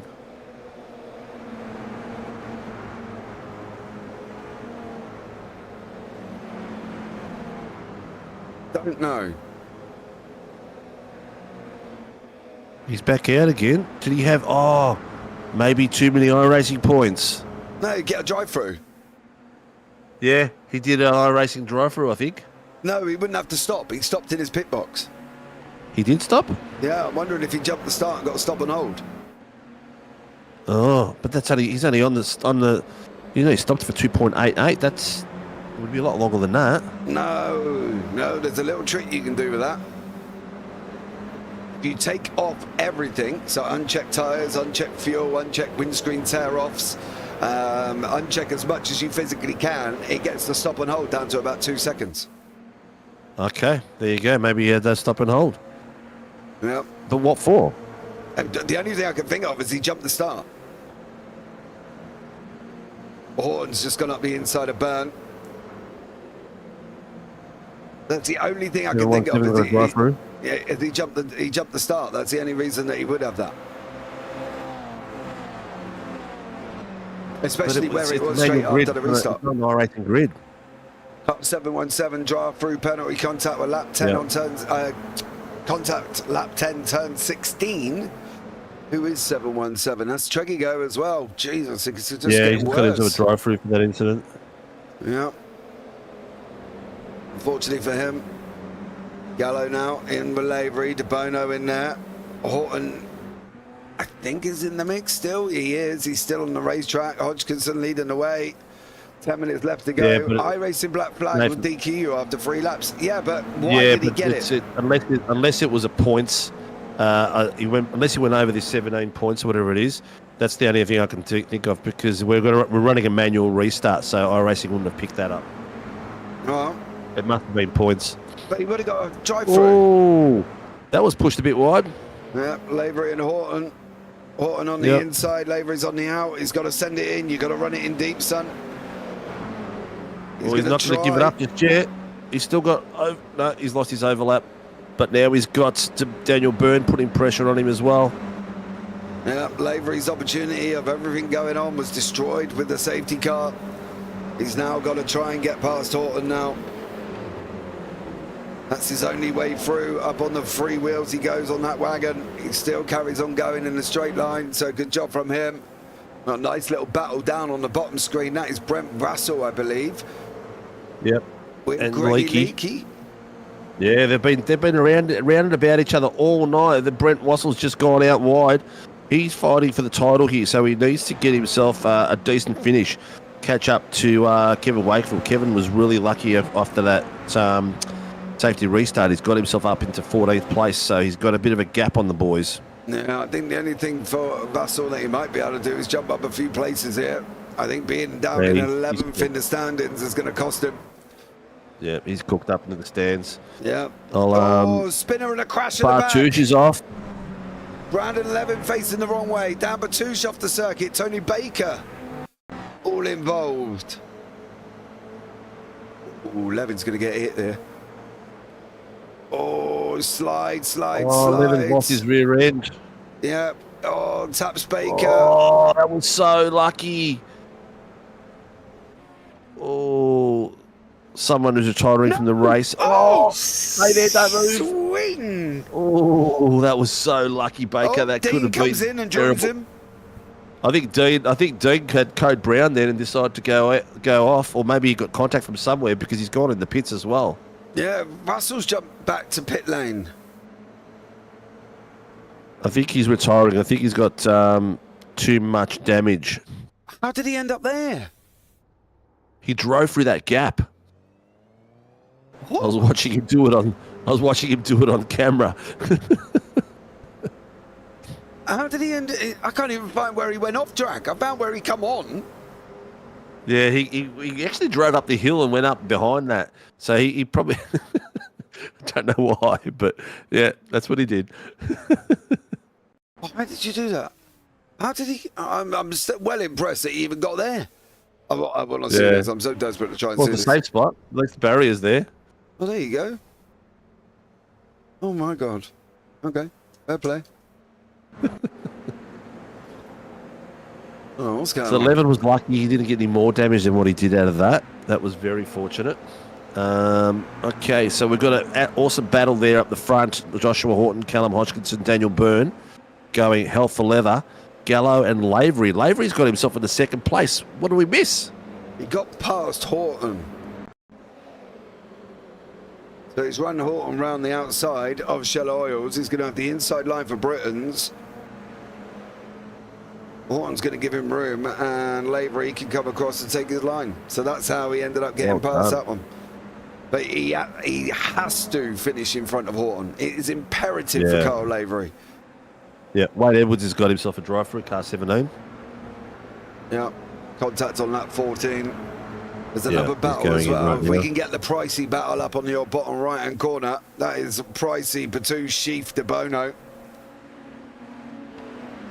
But at the moment, Lavery managing to hold on here. Just about over Horton. Oh, steady, son, steady. Nearly tagged him. We've got just over 5 minutes left, so this is the sprint to the end that we've been waiting for. Dan Bartouche has got himself back up to pretty much where he started. De Bono is not far off that as well, so it's a great little battle here in the bottom screen. Yeah. Action Bradley Mays on hardwood as well. The boys are really putting on the show, and girls, all the way through the field. Where's Stephanie Piccoli? She's up 5 places at the moment, doing really well. So in our racing for the pros, we've got Gallo, Lavery, Horton, 1, 2, and 3. Then we've got for the pro-ams, Callum Hodgkinson, Ronald Allen, and Ryan Price. Price is back on the podium there. And in the AMs, we've got Kevin Wakefield and Greggy Johnson in second, and Brendan Nealon in third. Yeah, absolutely. Well, we said Wakefield needed a good second race because he had to get points back on Tregio from race number 1. You can see he has managed to do it. So good job from him. Lavery has got to hold on to this from Horton. You've got to hold on, mate. Block him. I don't know, move it, do something. You cannot leave yourself open. He's trying to go try and give Horton the outside as he gives him just about enough for him to think about it. Now comes back in again into Old Hall. Down the run through Dennons and Cascades. He's going to be, you've got to keep it to the right, get on the brakes, get that rotated, and then hug the white line on the exit. He censored that car, so he didn't leave any room. You got to get over. If he puts you on that outside line through Island, you're going to be in trouble, Carl. He isn't making the move. Got about 3 laps left, if that. Yep. I think it might be just one Gallo more. to take another one. Gallo is up 1.8 up the front. He's doing sensational work. Horton's just did the fastest lap of the 149.825. I think it's There's not much difference between him and Lavery. Lavery's is at 8.52. He's got an 8.25. So we're talking 2 100ths. Yeah. I think it's going to be one more here. On that run now, Lavery hugs the white line on the right-hand side, harder than his favourite grandma. Coming down into Hislops. Lavery on the brakes again, through the right, through the left. He does it all cleanly. Now coming into Knickerbrook, over the curb, he's going to run.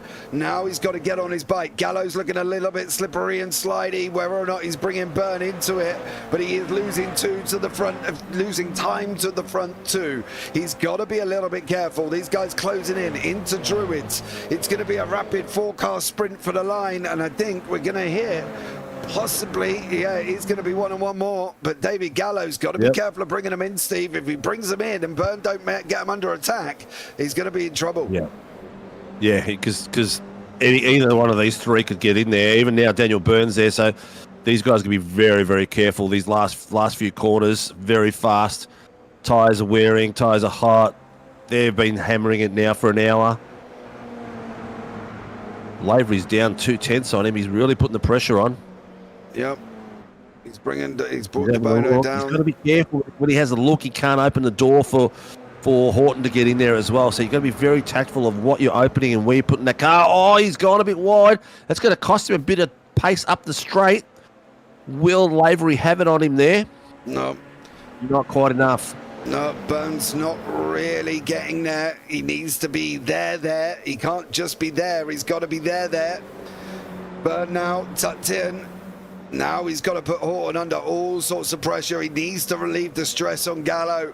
He has to try and relieve the stress on Gallo. There's going to be one more lap after this. These front four. We've got Carlins out in front. SRW, Vermillion, and Carlins bringing up the rear. Vermillion's had enough. Is he going to go and try and make this move through his slops? He settles back in once behind. He runs himself a little bit offline. Burns going to close in a little bit on the exit.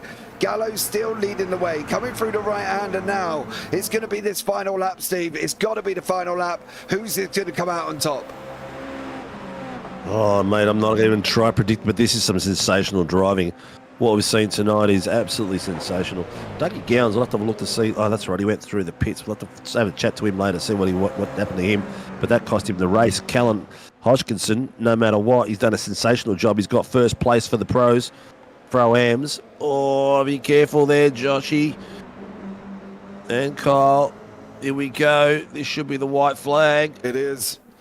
Barney's there just with his arm out on the left-hand side at the end of the railings. Well, ladies and gentlemen, boys and girls, get your drinks, grab your popcorn. If you haven't already, you're going to miss it all, because this one is going to go off harder than a Chinese fireworks display. Let's see what goes on for the final lap of this race. David Gallo, Carlins, Carl Avery, SRW, Josh Horton, Vermillion. And then we've got Dan Byrne, Carlins in the back as well. Dan's not making inroads as much as I hope David Gallo would have thought he would have done now, but as they're going to go into islands, it's going to be a 4-car fight. Horton's closer to Lavery than Lavery is to Gallo, and Byrne is closer to the both of them. He's got to put him under pressure. Don't go punting him round on the final lap. Through Shell Oils we go. Coming into Britain's now, Steve. Not long to go, half a lap. Half a lap, and Josh nearly missed the break point there, nearly went in the back of Lavery. That would have destabilised his cars. And Lavery, Horton's lost his rear end a little bit there, got on the grass, and it looks like Daniel Byrne is right on the back of him now of 2/10, so the pressure is on. There we go, coming in to Hislops.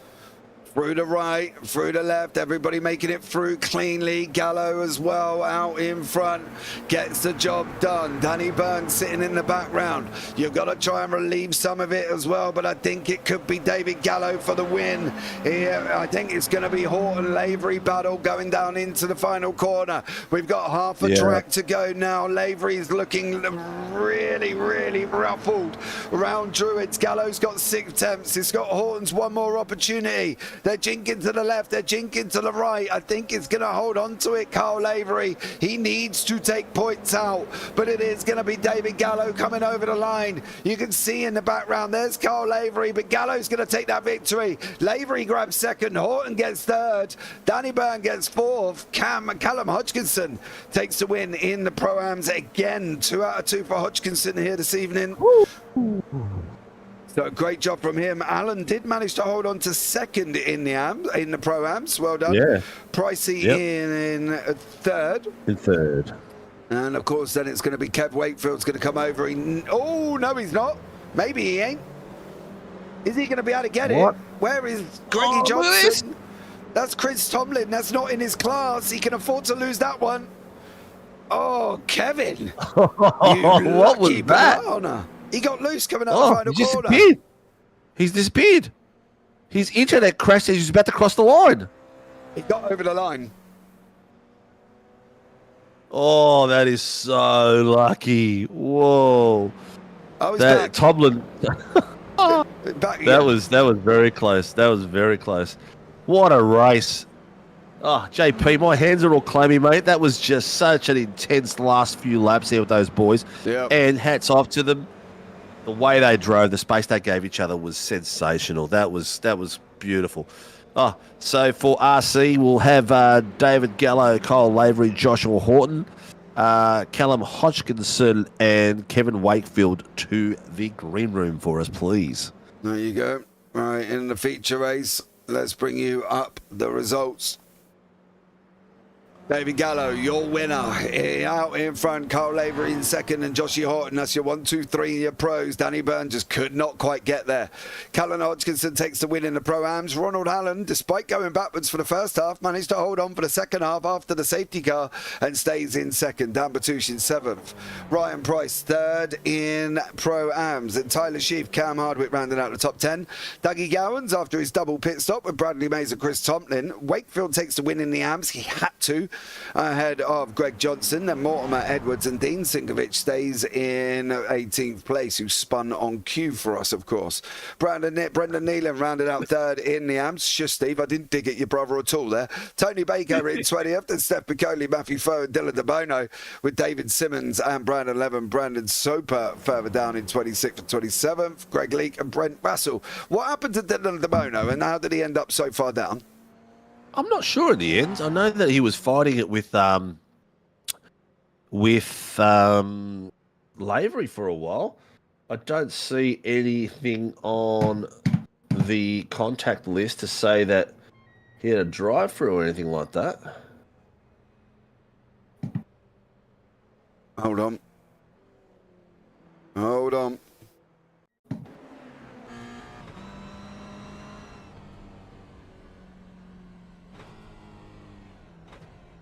Final lap. Oh, did he have enough fuel? Oh, do you reckon it was fuel? Well, that's the only other reason. He's jumped straight back to pit lane. But let's. Oh, then started and then driving. Did he finish the last lap? I don't think he even finished the last lap, unless he had points as well. Yeah. Well, I reckon that's why Dougie must have gone in, and he must have had points as well. Too many off tracks. Let's have a chat. We've started off with your winner, Mr. Kevin Wakefield. He needed that win in race number 2 to keep that alive because of Anthony taking the win in race number 1. Let's see what he thinks about how he got on. He did what he had to do, which is great for him. Let's see if he's going to be able to take this championship. Kev, welcome in. Thanks, boys. Yeah, it was a bit of an interesting night, ups and downs, but just tried to keep my nose clean and get through it the best I could. Yeah, you're very quiet, mate. I've just literally turned you up quite a lot, but you're very, very quiet indeed there. Race 1, bit of a rough start. Got yourself a drive-through. I did. It was an interesting call, but take it on the chin and keep going and reset for race 2. Is that you saying you don't agree with the call, Kev? You've left the door open there for a further question there, buddy. No comment. Hey, Kev, you still there? I'm here. I'm having a little bit of internet issues, I think. Yeah. Well, did you have a code brown that last corner coming up the hill? Because that looked like you were going to lose it there. We were both like, oh, no, he's going to lose it there. We weren't sure. And then the internet sort of disappeared, and we weren't sure if you cleared the line or not. Was it just unexpected that Tomlin got so close? Yeah, I was blinking in and out. Everybody just kept disappearing, so I backed off because I was right behind Brad Mays, and I was going to try and keep. And then obviously he would have blinked out that I just lost it a little bit at the corner. Yeah, Chris was right on top of me. All right, Kev. Well, thank you so much for joining us there, bud. Anyone you want to shout out before we let you go? If you can hear me?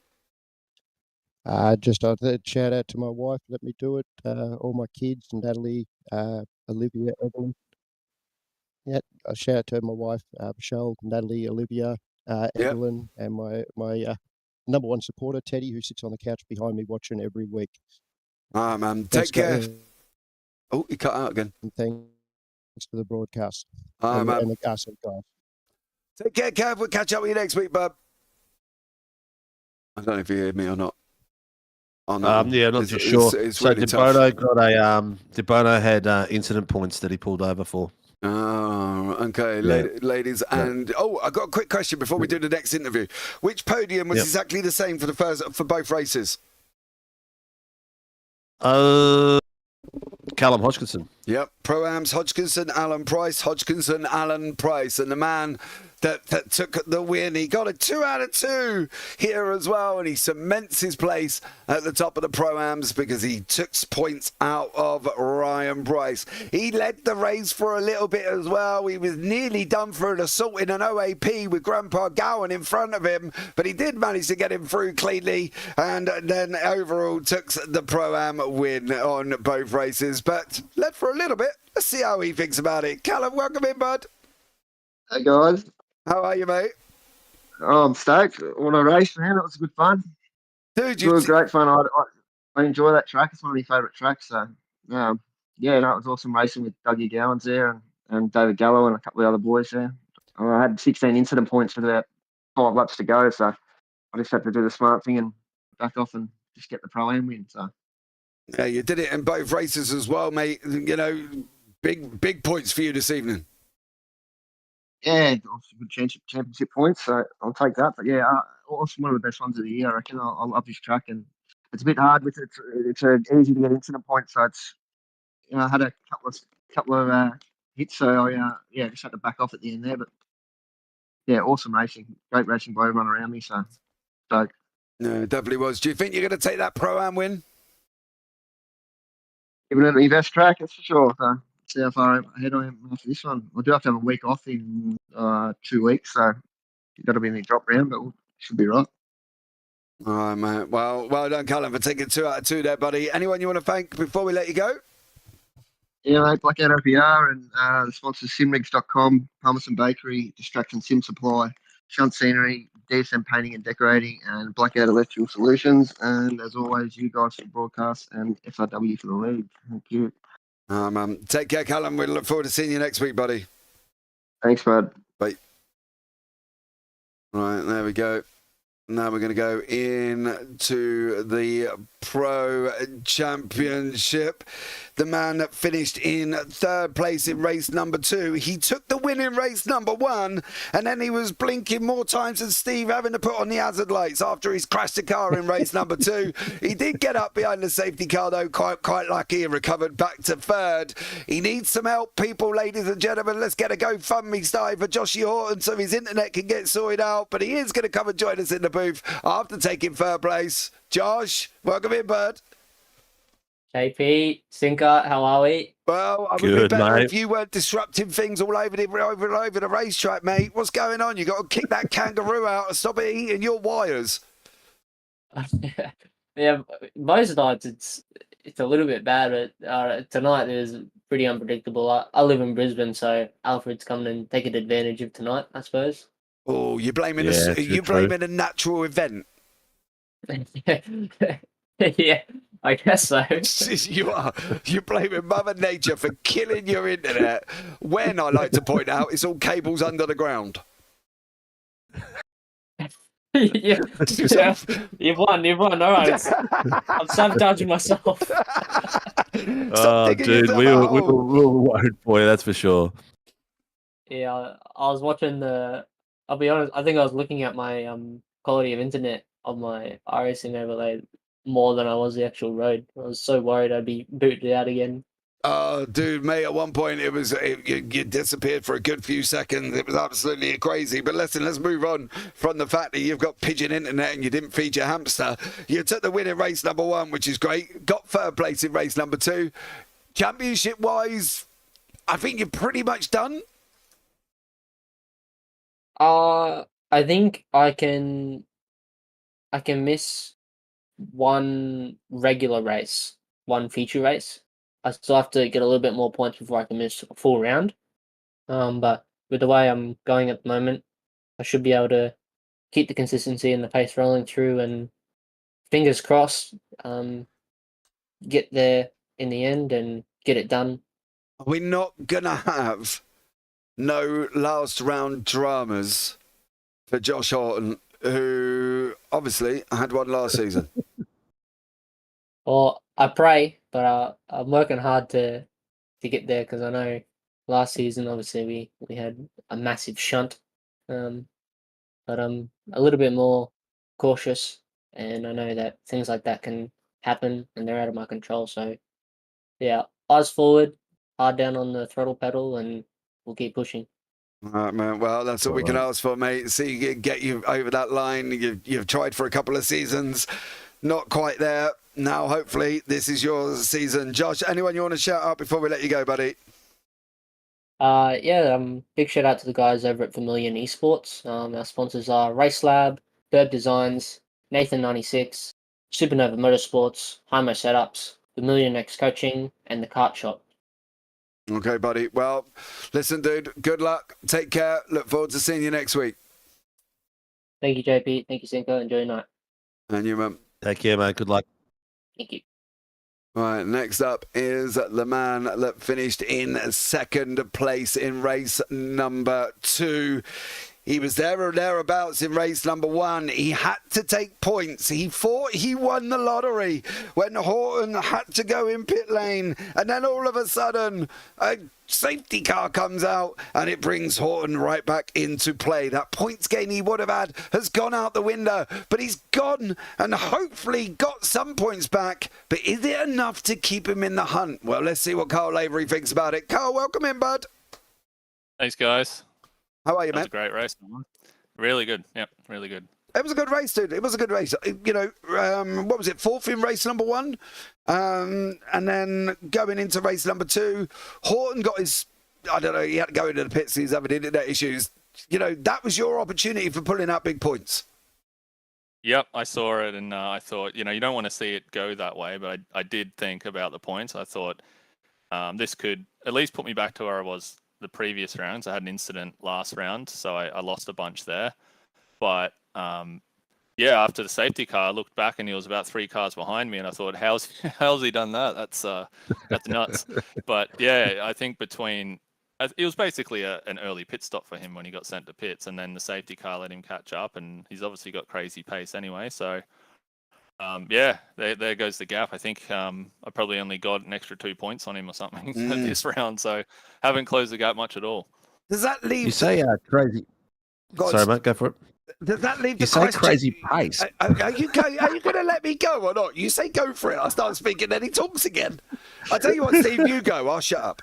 All right. I just wanted to say, you said you got crazy pace, but you're only less than 3 100ths different in pace on your best laps.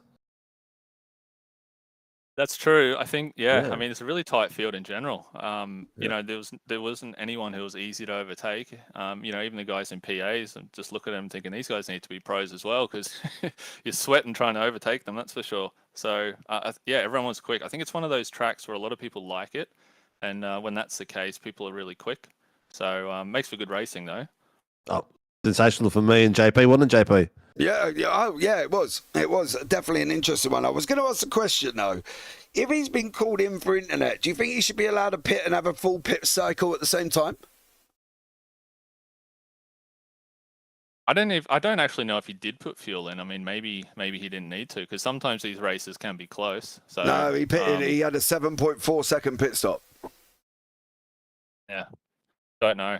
What will be interesting is, I think in the next iRacing patch next season, they've got something in there for connection issues where it'll teleport you to pits. Yeah. So I don't know what the threshold is, but that he'll need to sort it out before then, because you know you don't want to lose races because of connections. Oh, dude, he was gone for ages at one point. I couldn't even click on him. It was just going to break everything. He was breaking the timing tower, the whole lot. So, listen, what do you think? Can you get close next week. We're going to Summit Point. We've got VIR to finish off. Then, of course, we've got the Charlotte Oval, the unpredictability of an oval racing. Carl, can you do this or not? I think I can stay consistently at the pointy end. What we're really going to need is, you hate to say it, but I think Josh needs to have a bad finish or two. So it doesn't happen often, but I think if something like that, I mean, ovals are pretty crazy. They could be an absolute pile up in a couple of the races. VIR as well. Yeah. So VIR. look, I think it's possible. Like I said last time, there was an upset last season, so it can happen. But I'll just have to stay sort of in the pointy end in the top 5 and see if the points add up. All right, mate. Well, fair play to Carl. Well done for putting the effort in there, buddy. Anyone you want to shout out before we let you go? Yeah, we've got the team sponsors. Warren & Brown Tools, MOZA, Grimm, Shannon's, PPD Phoenix, Shunts, Cooler Master, and obviously just SRW in general. Race control was great tonight as well, so yeah, really good race. No, man. No worries at all. Carl, well, we look forward to seeing you next week, buddy. Have a good one. Congratulations, dude. Well done. Bye. All right. You gonna be all right, mate?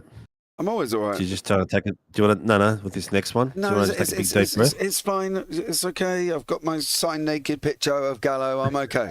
It's all right. I've got him propped on my side, staring at me. I just wanted to make sure. No, I'm all right. And ladies and gentlemen, boys and girls, people of all ages, let's welcome in the man who's taken the win in race number 2, up 3 places from where he started. He had a great race 1. Now he's got a better race 2. He was almost close at the end, but he did manage to get there as well. It is the Carlin superstar, of course, Mr. David Gallo. David, welcome in. Evening, gents. How are we? I'm all right, mate. How are you? Very good, mate. Well done. Thank you. Thank you, gents. Race 1, you know, as eventful as it can be for you guys, but then you managed to come through and still get up the pointy end for the grid for race number 2. Not a bad start to the evening. Yeah, race 1, we put a lot of thought into a plan for quali to tow each other along, but just didn't pull it off. So we sort of finished somewhat in the pointy end. Quali didn't work out the way we wanted to, but kept the clean at a few positions and worked out well for race 2, the feature. But tricky. It was tricky for passing, that's for sure. Yeah, it definitely was. And then going into race number 2, it was all a little bit frantic and hectic up front, and you managed to come through, taking that victory. Did the safety car help you out? We sort of had a bit of a healthy break on Kyle, I think it was there, and Tony Baker, sort of 5 odd seconds. Then the safety car got pulled, and I thought, okay, that's going to get swallowed up. That's gone. So obviously we all pitted, which brought the gap to nothing. I was almost contemplating an undercut there because Callum and Dougie were sort of battling, but safety car got pulled before it. So and unfortunately, Dougie obviously clipped I think a barrier there, which sort of threw him back into pit. But it was tricky up until that stage. Yeah, that's for sure. Yeah, I have just been heard that Dougie hit the barrier and he got a meatball from the second chicane, apparently. So unfortunately for him, he had to go in. Listen, towards the end, it got a little bit frantic. Was you bringing Dan in, or were they just all closing on you at the same time here? Because I thought Dan would have tried to, you know, bring him in and give him an effort. Yeah, I was just driver error from me, I suppose. I had a little bit of a breather there, but coming up over one of the hills, sort of ran wide and stepped out and had swallowed up. I was just, I think I had 1.2, 1.3 and brought him back to 0.7 or 8, I think. And then Kyle obviously was in tow, so it was a frantic, sort of panicky couple of last laps from me, that's for sure. Sort of sweating a little bit, but kept it clean and had a couple of off tracks sort of up my sleeve. I didn't really use them early on, which gave me a little bit of a break again towards the end there, and drove it home. So, but definitely the pressure was on there towards the end. Yeah, it definitely was. But that last lap made it a little bit easier with Horton and Lavery fighting out. You ended up taking that win by about half a second there. Unlucky for Dan not being able to get on the podium. Going forward for you guys, what are we expecting out of you at the moment? 3rd in the championship. It's going to be tough, isn't it?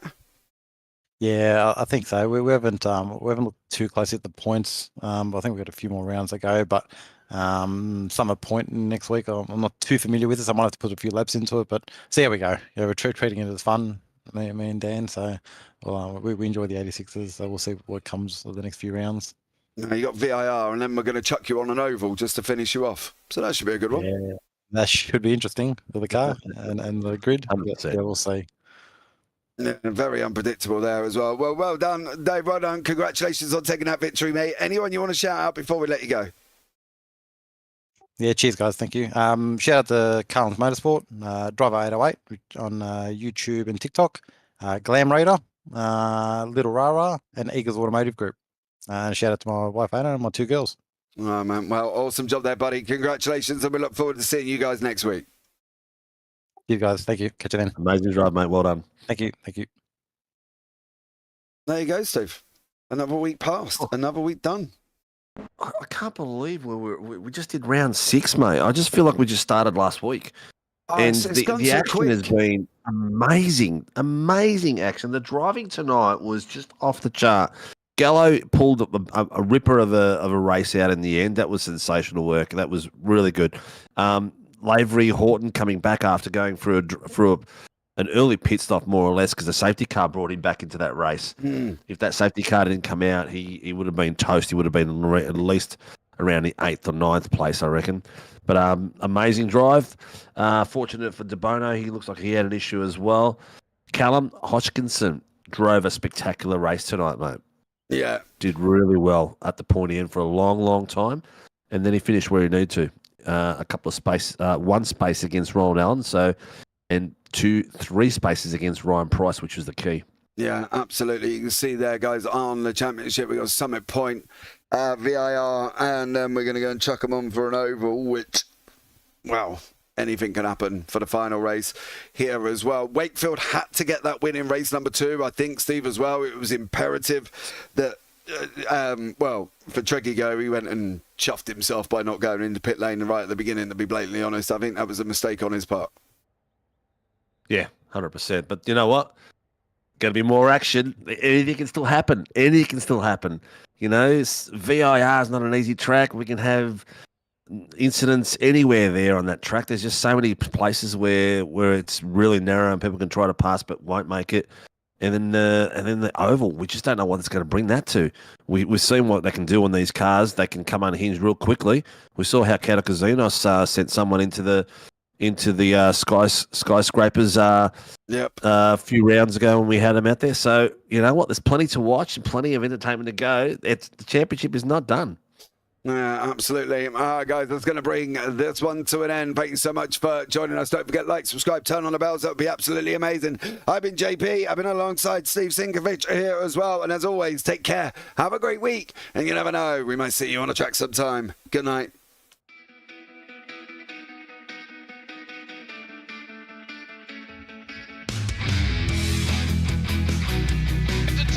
This is amazing. I was clash heads again. This is like Chaz Moscow and Cam Waters. Almost the same situation. Better contact going down the hill. Sam Noble wants to sniff on Dave Coleman now. Sam Noble bottle right now because, tell you what, Bruce Tanner